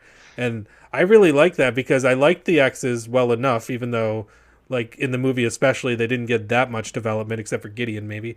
But I was a big fan of what they did with Gideon in the oh show. yeah, me too. Like all His the relationship with Julie was so good. I was like, I never would have thought of this, but yeah, Gideon and Julie are made for each other. yeah. Like a strong woman who doesn't put up with his shit, and a fucking evil psychopath. Yeah. And it was kind of funny too cuz like when you go into like the League of X's and you actually see what they are behind the scenes and everything, because it's like it kind of makes you wonder when you like read the books or watch the movie, even though I think it was explored a little bit in the books.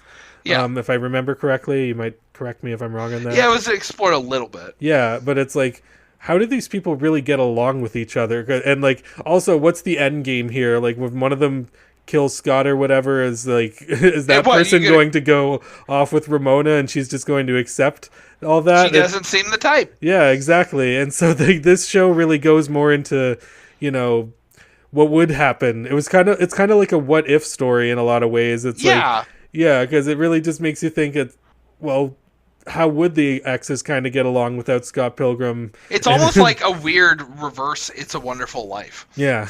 It's Scott is taken out of the world, and there's a funeral for him, and there's a big musical number, and then everyone forgets about him. Wallace moves on and becomes a movie star.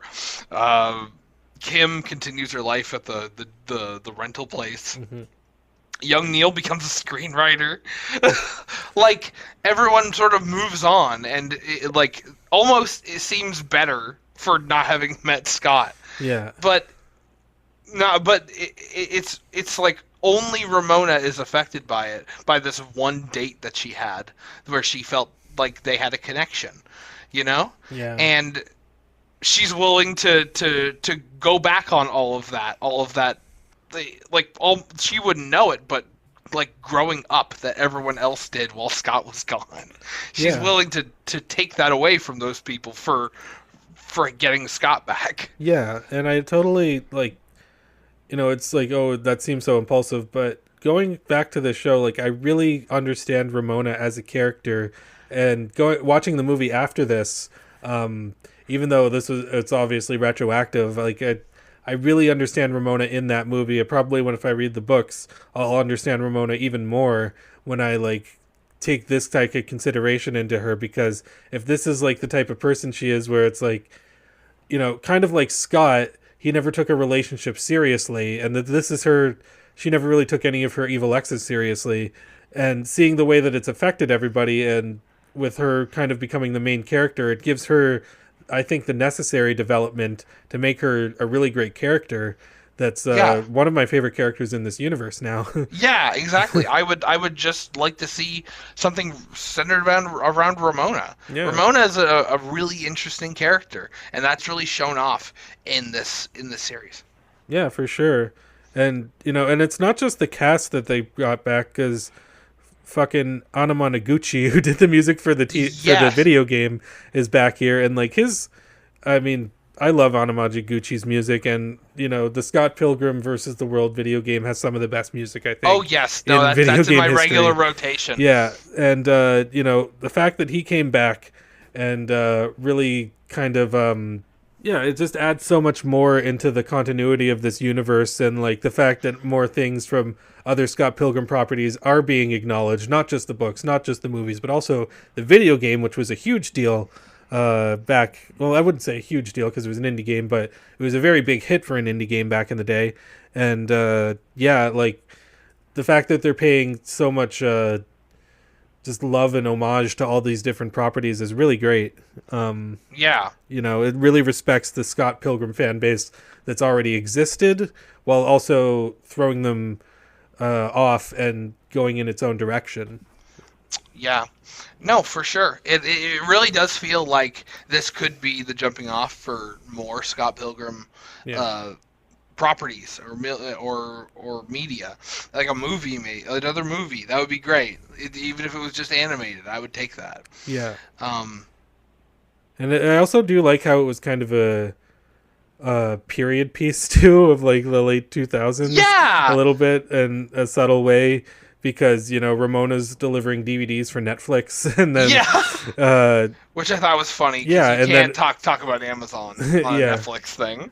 exactly. And so with it also like if you really think about it, the continuity of them making the movie around that time fits in with the continuity of when the movie was actually being made and when it Yeah, came out and all that stuff, which I think is really funny. And I didn't realize how much I missed the United States of whatever until they brought that up in yeah. the like Oh my fourth god, episode, I what an think. amazing opening to an episode. Yeah. Oh my god, I could gush about this for like so long.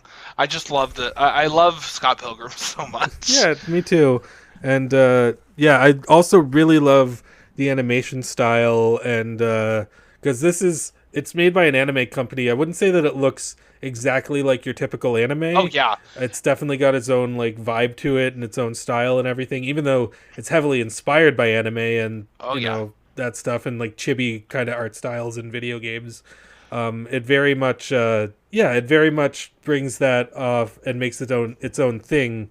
Even if you've read the comics, you will be kind of surprised by the way this movie kind of looks and flows. When you bring this story onto the screen with I mean, obviously it was in the movie, but as live action. But when you bring it onto like an animation screen, like it's very, very well done.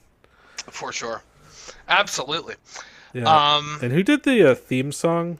the theme song was by It was a oh my Japanese band. It was very much the opening really kind of reminded me of Welcome to the NHK.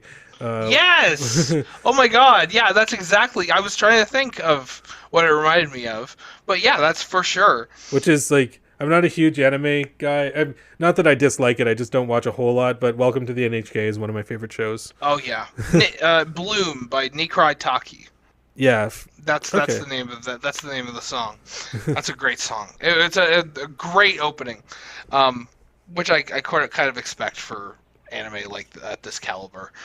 Science Saru makes some really good stuff. I recommended some stuff at the end of last episode, but I'd recommend Kaiba and Keep Your Hands Off Izukin if you like this series and you Okay. wanted to look up more of their stuff. So I would recommend that for anyone who was looking for anime to get into like this. Yeah, for sure. And yeah, this is a great companion piece to everything else Scott Pilgrim related. Um, I'd say even if you probably watch this independently of seeing the other stuff, there's probably still value to it that you could definitely find, even Oh, if you for sure. don't get every single reference. Yeah, Um, I watched it with my partner who hadn't read any of the books and saw the movie once when it came out, and so it was like a new experience, and they had a great time.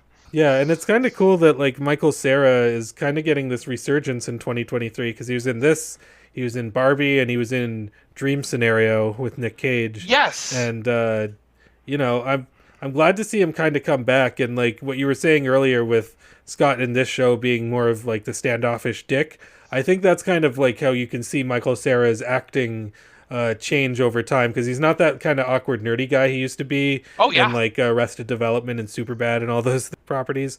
Like you can definitely see him like having transitioned into adulthood, and I think he's a father now. Oh yeah. So you can. This is a different kind of Michael Cera than I guess the one that we knew Oh from back yeah. then, and but I always liked Michael Cera, even though I don't think he's the most varied performer or was. No, yeah. But I like the kind of characters he played. yeah, They felt very. I was that awkward kid in high school. Like I was the guy who wanted to be cool and but could never fit in. He was very much a man after my own heart. yeah, that's the thing too with like Michael Cera. You compare him to like a lot of the other awkward, like nerdy teens or whatever. It's like it feels more authentic, probably because that's pretty much who he was in reality. Yeah. And I like that, but he's but I also like the fact that he's transitioned and gone into. I mean, he was still kind of that awkward guy in Barbie, but with this and Dream Scenario, you could definitely see a more mature side of him and Yeah. more adult side where I'm just glad to see him back, and I'm glad to see a lot of these people back. Even I'm not a huge fan of Chris Evans's performances in the Marvel universe, but I always loved him as Lucas Lee, and I think he's great as Lucas Lee in this show.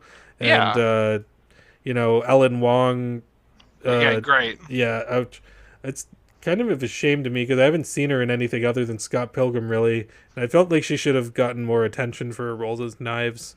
Yeah, But because she was doing a great job. She was putting her whole person into that yeah, role. and the same with Kieran Culkin, really, because I don't see him in a whole lot of stuff. Really, Well, he's in Succession. okay, I haven't seen that. And he I think he won. I want to say he won some daytime Emmys or something, or not daytime Emmys, Emmys for Succession. Yeah. Uh, Anyway, I could see a lot of people liking this more than the movie because it's just more fleshed out. There's more time for the characters to breathe, and there's more time for, to explore every single person in their own ways. And I think that it's great as that, and I think it's great for that, I should say. And watching it again, or watching the movie again after watching this, it really makes you just appreciate Scott Pilgrim as a whole. And I think that if you're, into one Scott Pilgrim thing, then you'll probably be into all of them, unless it's the game, which you could just like the game for the gameplay. But yeah, honestly. I mean, if you like the story and presentation of like any Scott Pilgrim stuff, it's pretty good to. I'd say that you definitely get something out of this, even though apparently some people were disappointed because they wanted just another adaptation of the books. which is understandable. I get that, but I personally I think what we got was better. Yeah, exactly. I would say that too. Anything else you want to say about Scott Pilgrim Takes Off? No, I think we've said all we need to say. I think this is a great series, and here's hoping that we hear more from it because I think that we as a people deserve more. Yeah, exactly. I guess. Oh, we talked about Will Forte, but I just want to say Will Forte is probably one of the most underrated comedians I think that exists right now, and I think he kind of got stigmatized because he was in modern SNL, and that's what most people knew him from. Even though I think I knew him from Tim and Eric and Clone High and all that stuff. Oh yeah. So, yeah, but Will Forte, I'm so glad that he's a part of this universe now. And I don't have enough good things to say about all like Scott Pilgrim versus the World and Scott Pilgrim Takes Off. They're both great. Yeah, I think that's a great way to put it. Yeah. And the action's really good too. Like the action in the show is really really high octane and stuff. And it was kind of funny because I was at one point saying that, are they just going to like have a fight scene every episode as like a checklist thing, and then they start to make fun of that halfway through the series? Yeah. And I was like, okay. I'm happy with how that turned out. All right. Well, that was Scott Pilgrim. That was the Scott Pilgrim discussion. Oh wait, actually, there is one thing I wanted to say. At the end of the show, where they were watching a staged performance of the movie, it was kind of like it made me wonder two things. Like, one, is a Scott Pilgrim stage show actually going to be in the works? Because I could see some people wanting to make a Scott Pilgrim stage show now that idea is out there. That is absolutely just the right amount of indie hipster that I would watch the hell out of that. Oh yeah, me too. Imagine a Scott Pilgrim musical. That'd be hilarious. Yeah. I mean, it's already kind of like it uses music in its story a lot. So I mean, it could kind of work. It would be perfect. Yeah. Honestly. It's actually kind of funny because like earlier this year I watched Avatar: The Last Airbender, and then later I watched Reboot, and it's like I've seen 3 shows this year where there are staged performances of what happened in the series prior to the staged thing, and I think that's kind of funny. It's happening to me a lot for some reason, but that's really funny. Oh, okay. Well, I think, hour 20 of Scott Pilgrim discussion. That's awesome. Yeah. Why don't we take a quick break? Fill up your drinks, take a pee break, check your shoes, check your shoes. Yeah, you never know. And and we'll be right back, and we'll be talking about The Party with Peter Sellers. Okay. All right, I'll be right back.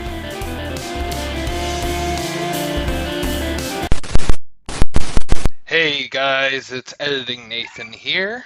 I've got some bad news. I guess some good news and some bad news. Bad news is, while I was editing this discussion, Audacity decided to throw all my audio in the toilet, and I can't recover it.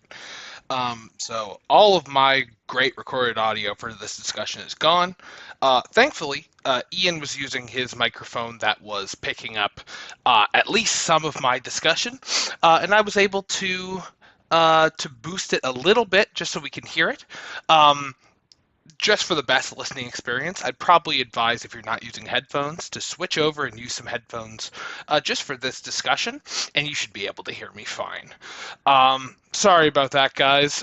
Thankfully, we were recording in the same room, so for the first time, so everything appears to be saved as best as it can. So I hope you enjoy this discussion, and yeah, I'll let you get back to it.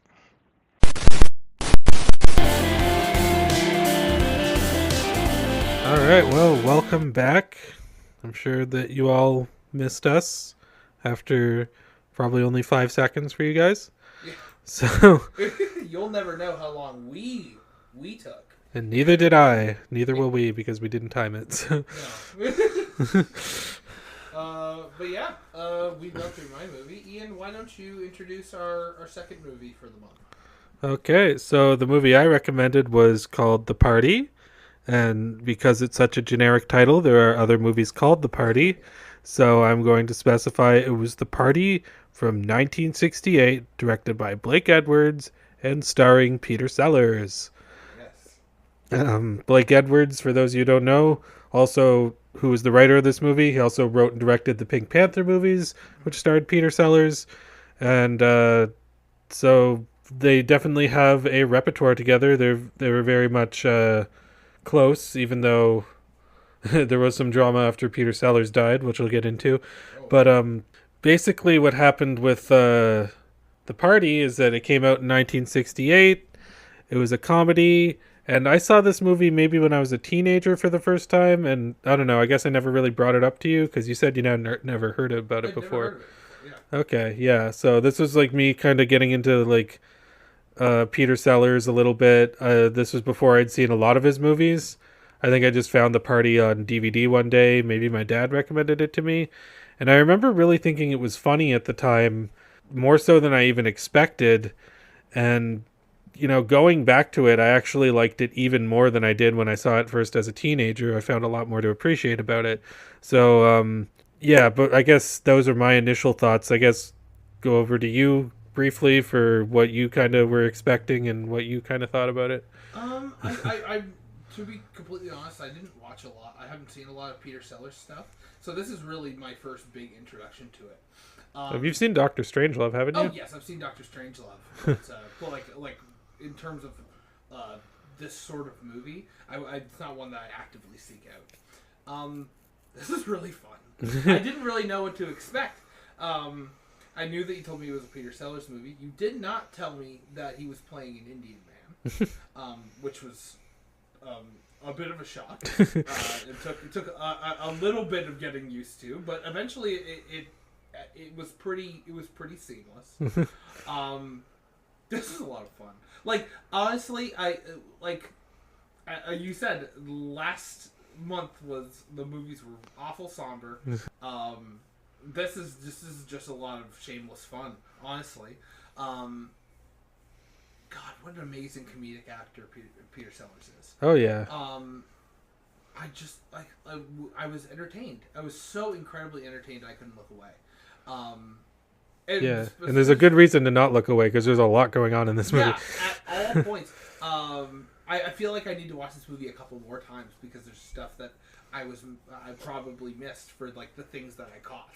Because whenever you catch something, it will come up again, like as things go. Like they'll have like running storylines kind of in the background that are not the focus of the movie, but like you can see like they kept getting referenced again and again and again. Like it's really funny. Yeah. For anyone who hasn't seen the movie, what's it about? Okay, so the plot of this movie is basically about Peter Sellers playing this Indian man who screws up on a film set and he accidentally blows up a huge part of the set. And so he gets accidentally invited to a party for the people who are involved in the movie. I think the producers, maybe? Yeah, I don't. the producers. Yeah, the producers in the movie who are unaware that he's the one who ruined the production and got fired. And yeah, that's pretty much the setup, and the movie basically from there is just him at the party interacting with all these other people.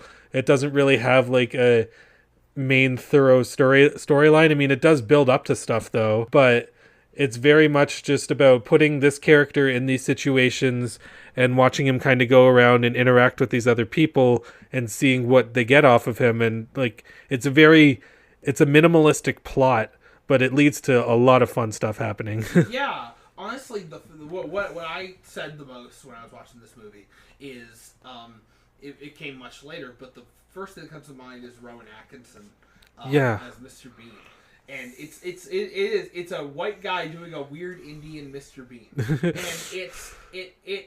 it's a little hard to adjust to when you're not expecting it to be brown face basically, but like. There's a part of it that works really, really well. He's really playing a character that is... It's not really meant to be making fun of the culture he's from. It's more making fun of the culture he's misunderstanding. Yeah. Every joke that's made is not really punching down. It's punching up at these like rich white people who have this social standing and all of these elaborate etiquettes at parties like this that he just doesn't know about, and a hijinks ensued. I think if you ever need to use the word hijinks in any sense of the word, this man gets into some hijinks. Yeah, and the character of Harundi, I think that's his name. Harundi. Yeah, Harundi Bakshi. Yeah, he was a huge inspiration for Apu from The Simpsons. Oh, really? Yeah, and I can see that. Yeah, you can definitely see that in this movie, and I guess similarly, if more people were aware of the party, there'd probably be a problem with Harundi documentary that came out. But yeah, I kind of see the nuance in both Apu and Harundi, and I don't see this as like punching down on Indian culture. If anything, it's kind of like casting a white person in this role, doing this kind of like brown face, I wouldn't call it brown face, but what you could perceive as brown face. It's kind of like making fun of the Hollywood stereotypes and everything like that were coming around that time, because it's very that's what people would do. They would cast people in other roles like this. So for him to kind of be, I see it sort of as a satire of Hollywood around that time. Yeah, that's a really good point, actually. Yeah. I never really thought about it like that, but now that you mention it, it is quite actually a really good satire based on who is cast in these specific roles. Yeah. No, actually, now that I think about it. Yeah, and you were going back to Mr. Bean, and that's something that I felt a lot throughout this movie, and not just with Peter Sellers, but also the waiter when they're at the dinner scene. Like I got so much Mr. Bean vibes from him, and like he's probably my favorite character other than Harundi in the movie. I got the most laughs out of him. Yeah. But there's so much in this movie which is to appreciate, and when you're going for something like this, which has such a minimal plot, where you could really just say the plot of the movie is the guy goes to the party and hijinks ensue. Yeah, he goes to a party and fucks everything up. Yeah. Basically. Well, you could say that he fucks everything up. In a lot of ways, you could say that he makes it a more fun party. So it's like... By the end of this movie, the party is way better than anyone could have ever imagined. Yeah, exactly. So, but yeah, there's so much in the nuances of everything that's going on here. Blake Edwards and Peter Sellers, I think at this point only the first Pink Panther movie was out, so they weren't totally on their creative partnership yet, or they hadn't done everything, but this was very much, after the beginning of it. And they might have done a few movies other than that before this, I'm not entirely sure. With them, like, there's a really huge complementary way that Blake Edwards shoots a scene, and the way that Peter Sellers has these like subtle little nuances in his performance of his movement and everything, they're very complementary towards each other. Like, you can tell that these two work together a lot for a reason, because they knew how to get the best out of each other. Like, there's a lot of really like sweeping shots in this movie where it's like going around through the party, and like it'll just stop on something, and then there'll be kind of like a scene that plays out, and then it'll move on from that and go to something else. And like, it's really like the amount of coordination that goes into something like that, like, it's really amazing. And it's like, it's kind of like, I don't know if you've seen Boogie Nights, but yeah, it's kind of like the party scenes in Boogie Nights, where it's like it's sweeping through, and it's going to like one person situation, and then another person situation, and another person situation. And to do that all in like one take, when a lot of these are like really long one takes, like, it really shows you the amount of coordination and the amount of atmosphere that it goes through to like really capture the authenticity of like just the comedic performances involved, and also the vibe of the general party itself. Yeah. Because when you get there, it's your typical stuffy, like, Hollywood party from like the late 60s. Yeah. It's a lot of guys smoking cigars and women gossiping, and it's very, very stereotypical. And as the party progresses, basically around Harundi, things start to like just change in these little ways based on how he's acting. Since like it's just him being there makes the party more fun. Honestly, it's basically showing that this sort of stuffy corporate party is not as important as the genuine emotions of this guy, which sort of bleed into everything. Probably my favorite character, other than the waiter, is Kelso, the spaghetti western guy, who honestly I had him lined up to be this Biff Tannen type bully character, but he was not that at all. Oh yeah, he's like just this really nice guy. And every time there was a big wide shot, basically every character in this movie has something going on, whether they're saying it or not. And every time there was a big wide shot and I wanted to see what was going on, I was watching him and his wife, who is just obsessed with his Italian wife, who is obsessed with eating food. Yeah. Every time you see her, she is like eating like chicken. By the end, she's got like a bucket of KFC, just running around eating KFC. Like, it's like that's just one thing. That's what I focused on. I bet if I watched it again, I would find more than just that. Yeah, absolutely. And it's like, especially when it comes to like him, because they do kind of build him up as like this kind of jockey character, kind of like stereotypical kind of rich guy asshole. Yeah. But when he actually talks to Harundi, like around the pool table and everything, like it's like, okay, this is actually a really nice guy. Like, I really love the way this movie kind of diverts your kind of attention and your expectations pretty much at every scene. And it's allowed to do that because it's not following a continuous narrative. It's allowed to like subvert you, not with these huge plot twists, but with these just like minor expectations you have about how a scene is going to play out. And I really like that when it comes to this, because it's like, it's very much about the little touches and which kind of turn into big details as the more the movie goes on.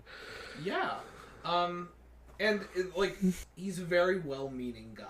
There's not, like we talked about Scott Pilgrim, where he's this flawed character. Mm-hmm. And Harundi has flaws, but they're all like social flaws. Yeah. He just doesn't understand how anything works. He's the nicest guy in this room at any point. Everyone else sort of looks down on him and expects him to be an outsider. They do and they don't. Yeah. Yeah, there's like, kind of, as the movie goes on, I guess they get progressively warm up to him a little bit more. Yeah, exactly. But like with the first scenes, when he's just coming in, especially like when he immediately walks in and then like loses his shoe in the water, like that was really funny. Well, what an amazing gag to set up. Yeah. It's like that's the moment where I was like, okay, so this is like a Mr. Bean type. It's like physical comedy. Yeah. Because like the waiter is well, what's the joke? He offers them scotch. Yeah. And he doesn't take it, so the waiter drinks it. And every time he offers scotch to him, the waiter drinks it. And he gets progressively drunker and basically becomes the funniest character in the whole movie. Yeah. It's just a great scene, like, where, like, Harundi's about to fall in the pool, and then there's, like, these stone steps, and then, like, he stumbles across them without falling in, and then the waiter, because he's so drunk, he just walks past him and then in through the water, and then every time you see Harundi, like, walking past the stones later in the movie, you see the waiter, like, an inch high below him, and he's, like, walking the other direction. It's too funny. It's honestly, they play it so straight that you can't help but laugh. Yeah. It's like, you could play it tongue-in-cheek, but I think that it's better to play it as serious as possible, because that is what makes it funny. Yeah, absolutely, for sure. And I also want to talk about the opening of the movie, because pretty much the entire movie is, except for the beginning and ending, are all scenes within this house, in this party. But the way that it opens, it looks like it's setting up to be like this big grand epic movie. I didn't know what was going on. And so then, like, he gets shot a bunch of times, and he keeps playing his saxophone, and it's like, what the fuck is going on here? And then he reveals that they're actually on a film set, and he's like disobeying orders. It's like, it's so funny the way that they set this up, and always defying expectations. Yeah. Honestly. And that's like mostly what comedy is the setup, and then changing how you view what you were just seeing. Yeah. You know?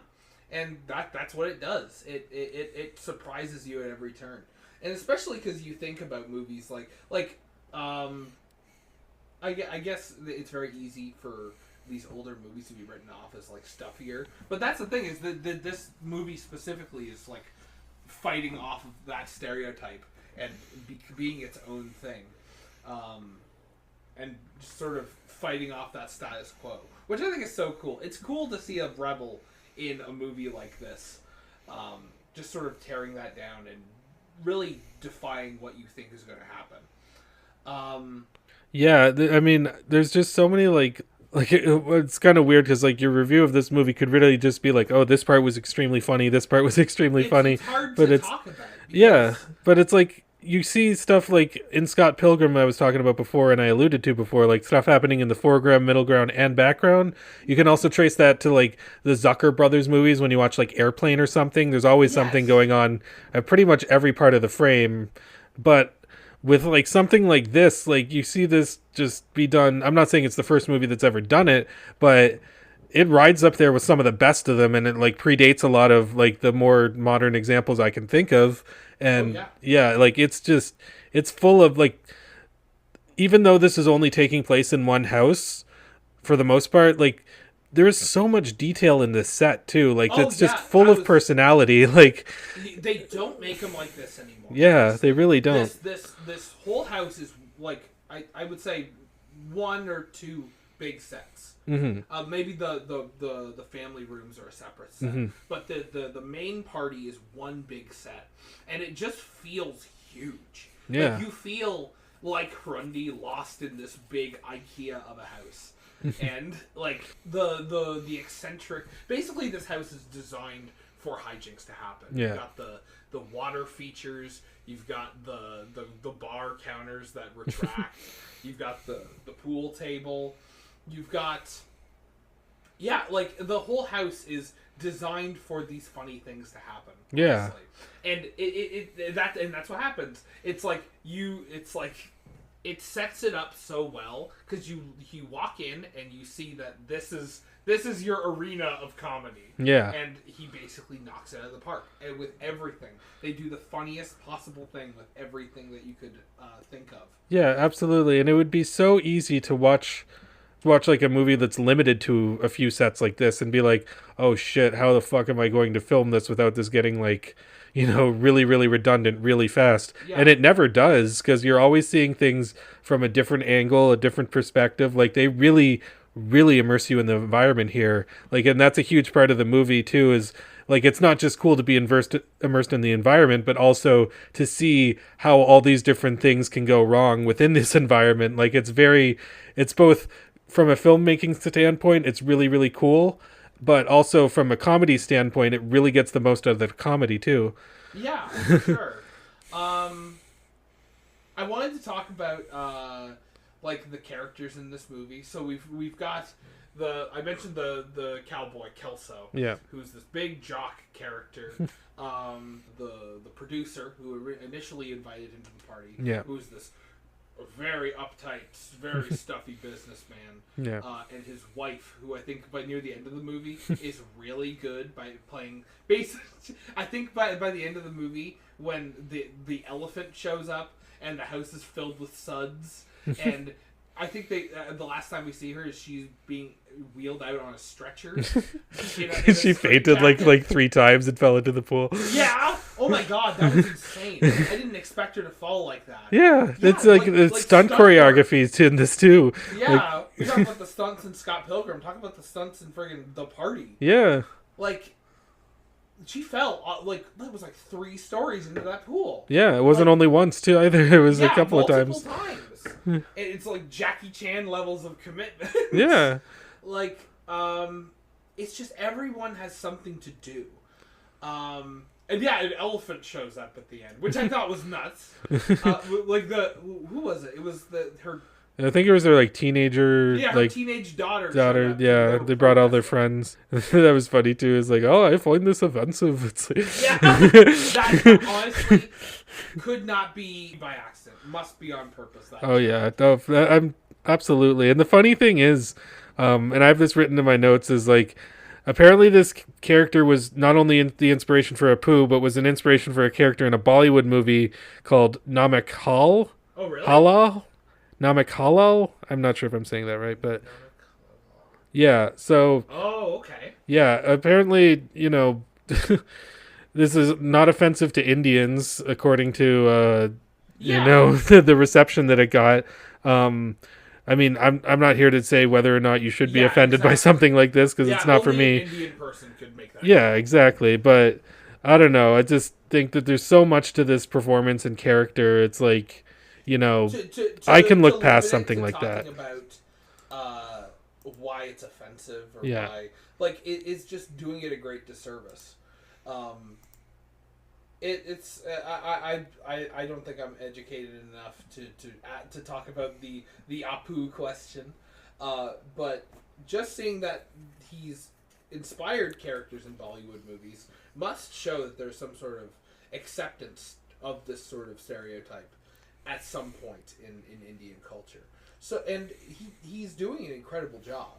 You almost forget that he's a white guy. Yeah, sometimes. That's the thing too. It's like with this character and with Apu, it's like, they're likable characters in worlds where there aren't a whole lot of I'd say that there's likable characters in both this movie and The Simpsons, but I mean, they're not exactly portrayed in the best light all the time. And when they make these movies that are about likable characters, even if they do kind of have some of these offensive stereotypical aspects to them, it makes it so it doesn't just make that the butt of the performance. This isn't like a blackface showing or something like that. The joke isn't that he's doing a funny voice and he's wearing a turban. And again, the joke is not the culture, the Indian culture. The joke is the white culture that he finds himself in, which I think is totally worth making fun of, because it's when you look at it from a perspective of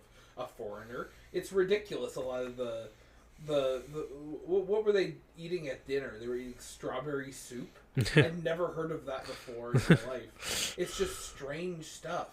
And there's also some stuff that might not be, around anymore, because this was the 60s. Yeah. So I'm not saying that strawberry soup isn't around anymore. I don't know, but yeah, it's nothing I never heard of. But yeah, it just lends to the comedy. Yeah.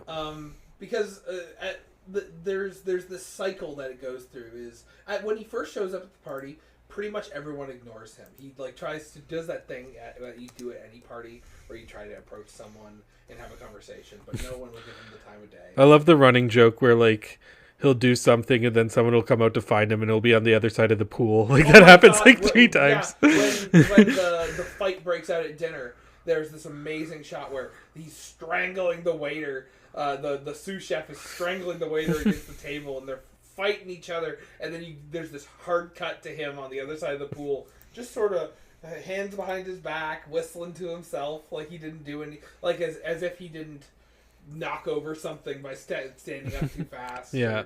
He's it's a very relatable character. Yeah. And that's the thing, is he's ignored until he can't really be ignored anymore. Yeah. Eventually he falls in the pool at some point, and then that's a whole thing that everyone has to be involved in that.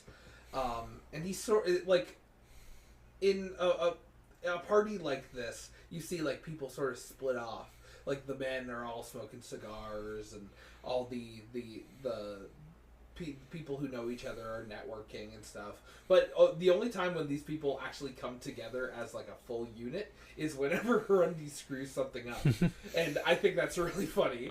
Because he's almost, through his inability to conform to the actual societal norms at this time, he's sort of lowering everyone. Like, if he is allowed to do these things, everyone else is allowed to let their walls down. And it's that's part of why I like Kelso so much, because he fell in that pool and he didn't. Yeah, there's the whole scene with him drunk in the bedroom where they're trying to get his pants off, and Kelso is still so nice to him in this situation, which really tells you how nice and like caring this guy actually is, despite what you initially thought. And that's like, again, it's the societal norms that are sort of making you think these things. When you let down those walls and show those vulnerabilities, that's when you really see that he is more than what you originally thought he was. Yeah. And that's why I like him so much. Yeah, for sure. And like, I think in terms of like the influence that this movie had, I mean, a lot of Peter Sellers movies have had a lot of influence. I mean, obviously Pink Panther, you know, the concept of like James Bond parodies went super duper hard after that, especially with like Austin Powers and stuff like that. But yeah, like this is like pretty much you would see this plot in any single sitcom that you've ever watched, like where it's just like people go to a party and it becomes out of hand, and it is so big. and you know, I think I said last time, I think that the whole movies episode, The Party, was very much inspired by this movie. And you know, there's also, as another example, the SpongeBob episode where he throws a party and then he's like locked outside, and then all that stuff escalates. It's a very simple concept, and it's just executed so well here.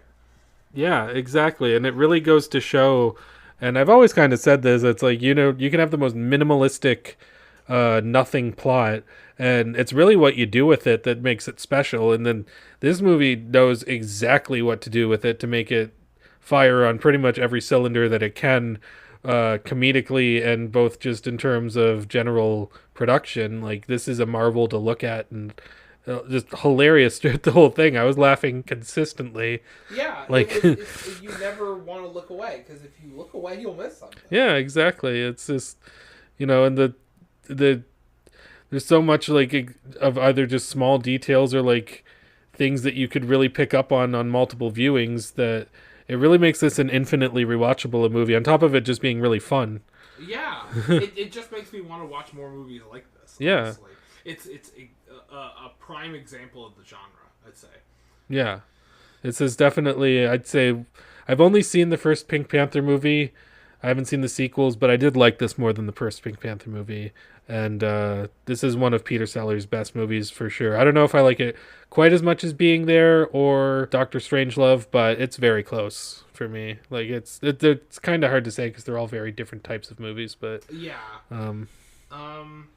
I had an amazing time with this movie. The other thing was, I want to talk about so basically Grundy is sort of shunned by everyone at this party because they don't want to be associated with this guy who's making a fool of himself. With the exception of this one girl, this one lady, Michelle Monet, and she is sort of like this. She's there with her husband, I believe. Yeah.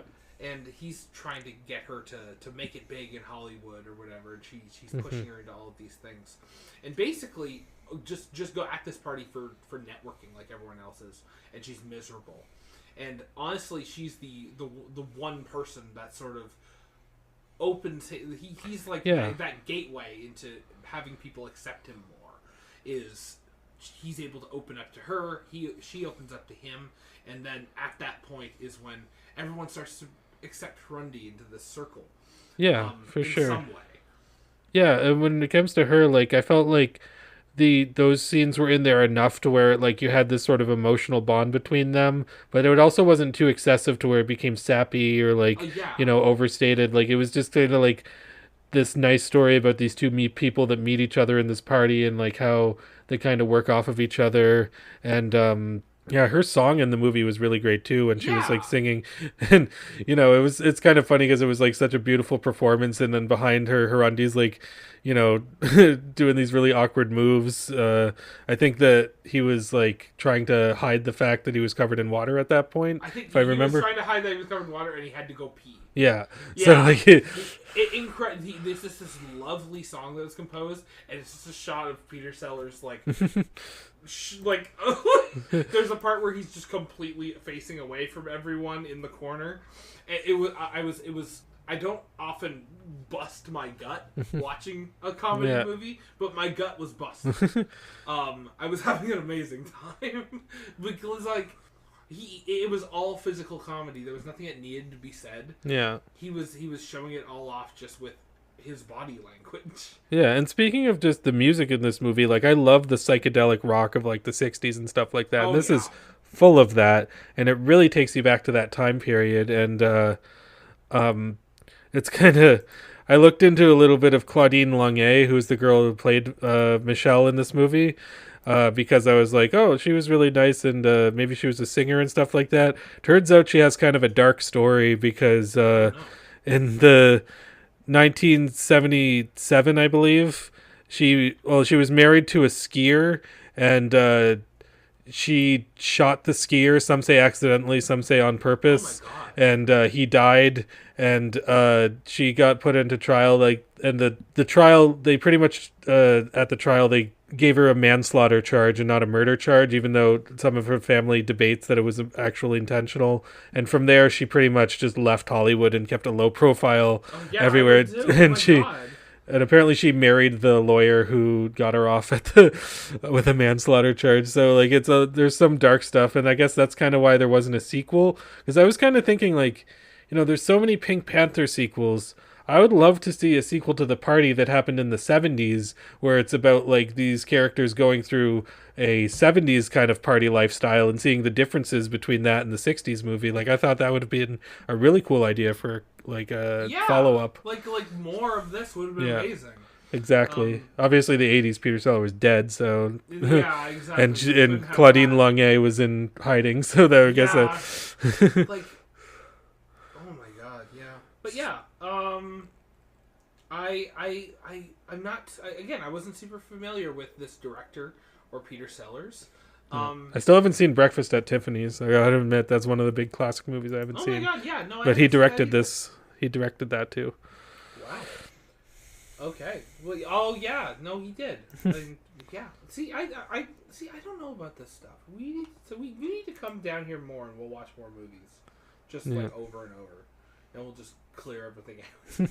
He directed and wrote a lot of stuff. Like, I mean, he did like, he did like all the Pink Panther movies, and that's one of the thing I was gonna say is that after Peter Sellers died, he made Trail of the Pink Panther, and what he did for that movie is that he used some of the unused footage from the other Pink Panther movies and then compiled it so that Peter Sellers was still in the movie. And then Peter Sellers' wife ended up suing him over that. Oh my God. Because it was like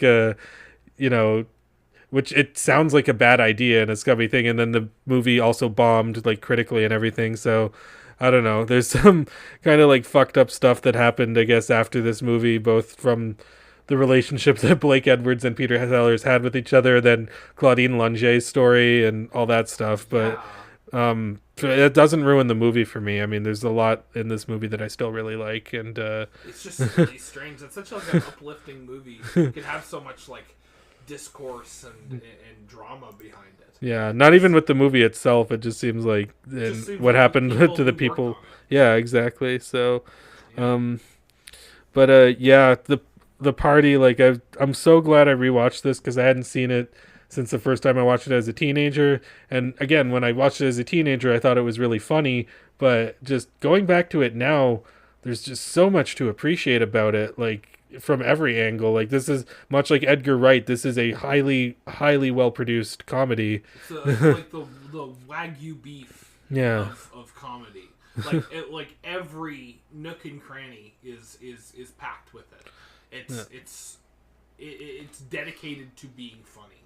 And also, just before we wrap up, I do really want to go into the climax, which is the part I remembered for the most from my first watching, which is once they see the elephant there, which is like it's been spray painted, and they decide to wash the elephant off, and that leads to the entire house going up in bubbles and becoming, which is so amazing. Yeah, because like you like the opposite effect would be like a fire in the house or something, like chaos. But the opposite it's like the exact opposite of that happens. Yeah.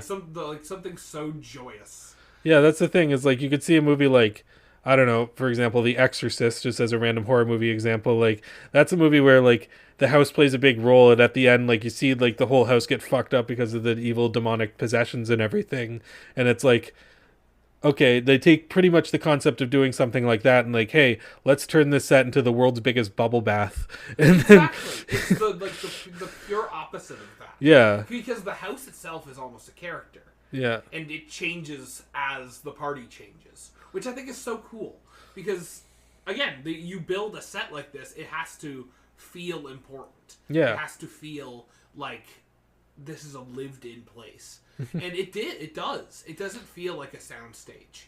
It feels like a lived-in place. Yeah. Which I think is so cool. There's just every ounce of it's dripping with personality. Like another example would be like when Peter Sellers does have to go to the bathroom and he keeps opening up all the different bathrooms and there's something crazy going on in every single stall. Sharing a joint in one, and there's girls in another one, and like. And something is happening everywhere in this house. There's the kid's room that he eventually makes his way into when he's trying to find a bathroom. That's a great, honestly, a great narrative device for having to check out an entire house and see where everything is. Yeah. Is just you need to use the bathroom. It's so simple, but it works so well. Yeah. And also the scene where he's in the bathroom and then like the toilet. Yeah, the toilet paper like comes down. It's like it's kind of funny because that's the exact reaction that I think a lot of people have when the toilet paper starts like rolling down. You just start looking there in shock for a minute and then you like kind of stop it. Like one time in New Brunswick, I went to a gas station and that happened to me. The toilet, I flushed it when I was done, and the toilet kept spinning and flushing, and I stood there for like 5 minutes until I just left. Which is what I would have done, frankly, if I was Hurundi. But, you know, to each his own. Yeah, exactly. So, yeah, that's just... and it's kind of funny because like they have kind of the gentleman's club with like the cigars and everything, and then when it all goes up in bubbles, you can still see they're smoking the cigars. Everything. They don't even care. The band is still playing. Yeah, the bubbles. Yeah, that's kind of reminded me like on the Titanic or something. That's what I said. Yeah, it was just like which I guess is kind of a dark analogy, but at the same time, it's really funny. Yeah, exactly. Like, and if it takes it, it does. Like if it can give you a funny image, it does in that last climax. Yeah, it fills up the house with bubbles, and then it presents every character as much as it can. Again, you see the cowboy and his wife. You see the wife. The producer's wife fall off the top balcony this time at the highest height, right into the bubble bath. And like they got an actual elephant in there, which I don't know what animal rights groups were like back in the day, so I don't know how well that elephant was treated, but hopefully pretty well. Well, I mean, they didn't do anything that crazy with the elephant other than painting it, I guess. Yeah, but it came off really ezy, so I'm thinking that it was just water paint. Oh yeah, I highly doubt that they gave it like super deep paint. It's like unless they wanted to actually wash it that way for the bubble bath to happen, but I don't think that was the case. And then after the party is over, Hurundi has this real Casanova suave moment where the cowboy gives him an autographed 10-gallon hat, and he gives it to her and says, "I'll come back whenever I need it next, and maybe next week for dinner." Yeah. And it's like, oh, well, that's the thing is Grundy isn't socially awkward. He knows exactly what he's doing. It's just it's the world he was thrust into that was crazy, and he just made it better.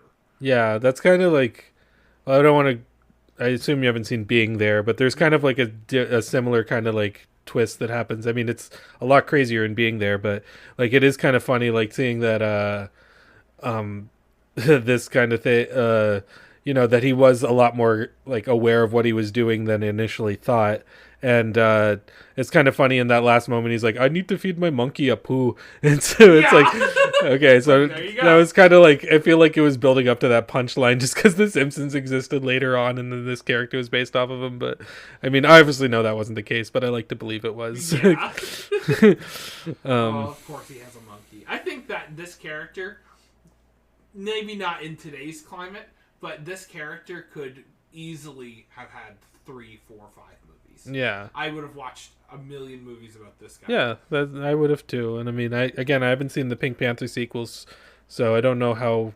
I've heard good things though about. I mean, up until the one after Peter Sellers died, but with this, it's like, I do see more potential for like this type of story, and a story which is, you wouldn't really see that much potential in just hearing somebody tell you about the plot. It would just be like, oh. Yeah, that's the hardest part is, dear listeners, it is hard to explain to you why a movie where a guy goes to a party and things go crazy, and that's it, is so good. So, honestly, that's the thing, is there's a lot of trust in, you just gotta take our word for it. Everything is done so incredibly well. It's like a perfectly tuned, like a perfectly wound clock. Everything falls in place as it should, and everyone has a great time. Yep. Yeah. And I think that'll probably wrap up our party discussion. Yeah. We had a little bit shorter than Scott Pilgrim, but we had a lot to talk about. I mean, it was probably the same length as each individual Scott Pilgrim thing we talked about, because we talked about 2 different things. So, So, for our next episode, this is where we get to the recommendations, but we also have an announcement, and that is, my dog just jumped off the couch. He's done. Yeah, he stayed there for the entire thing until we got to the announcements, so he does not want to hear this. He's like, I'm done. I don't give a shit about this. Yeah, but unless you count Nathan's dog, our next episode is going to have our first guest, and that is... I'm really excited about this. Yeah, me too. And that guest is You're Finally Home, also known as Eddie.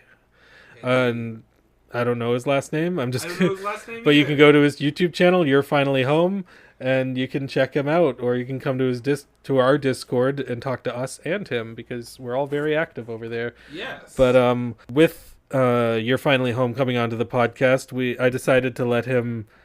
Well, I asked him, like, what movie does he want to recommend, and then he had 2 options, and I just said, hey, you know what? Let's do both of them. I'll ask Nathan if it's okay. Anyway. Yeah, so these are going to be both recommendations from You're Finally Home. I have not seen either of these movies.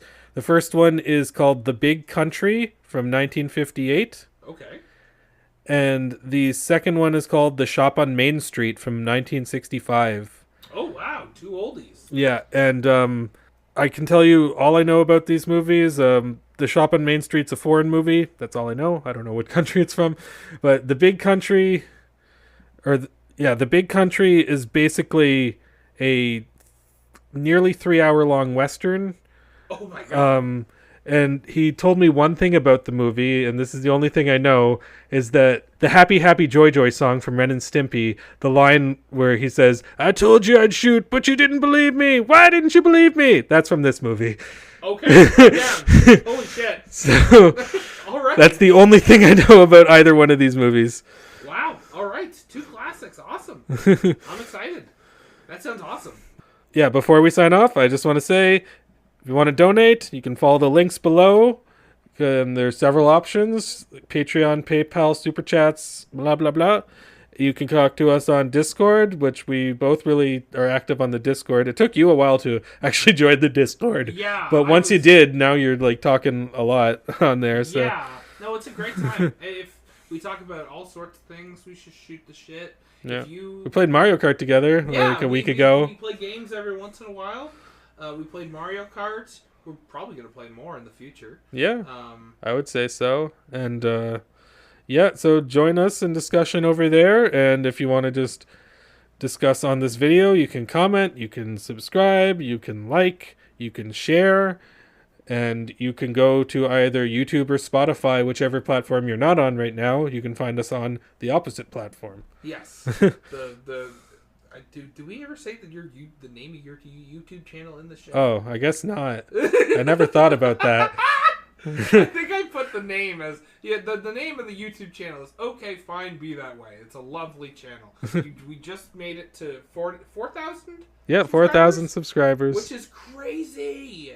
Because I remember being on friggin' comedy sketches when I was 15 on this YouTube channel, and now it's got 4,000 subscribers? What? It keeps going up, and it might go up more because this podcast will be released after something else big that's going to happen. So anyway, but if you want the story on that, you can go to my YouTube channel, Okay Fine Be That Way, our YouTube channel, because it's not just me, it's also my editor and Nathan and everybody else involved. So, and yeah, other than that, thanks for listening. And be sure to smash that like button as well. And turn on the bell. And I think I already said like the button. But the bell is new. The bell is new. Yeah. I didn't hear no bell. I thought this was America. I thought this was America. I didn't hear no bell. All right. I think that's a good note to end on. So, all right. Good night, everybody. Good night, and see you next time. Well, hear us you next later, time.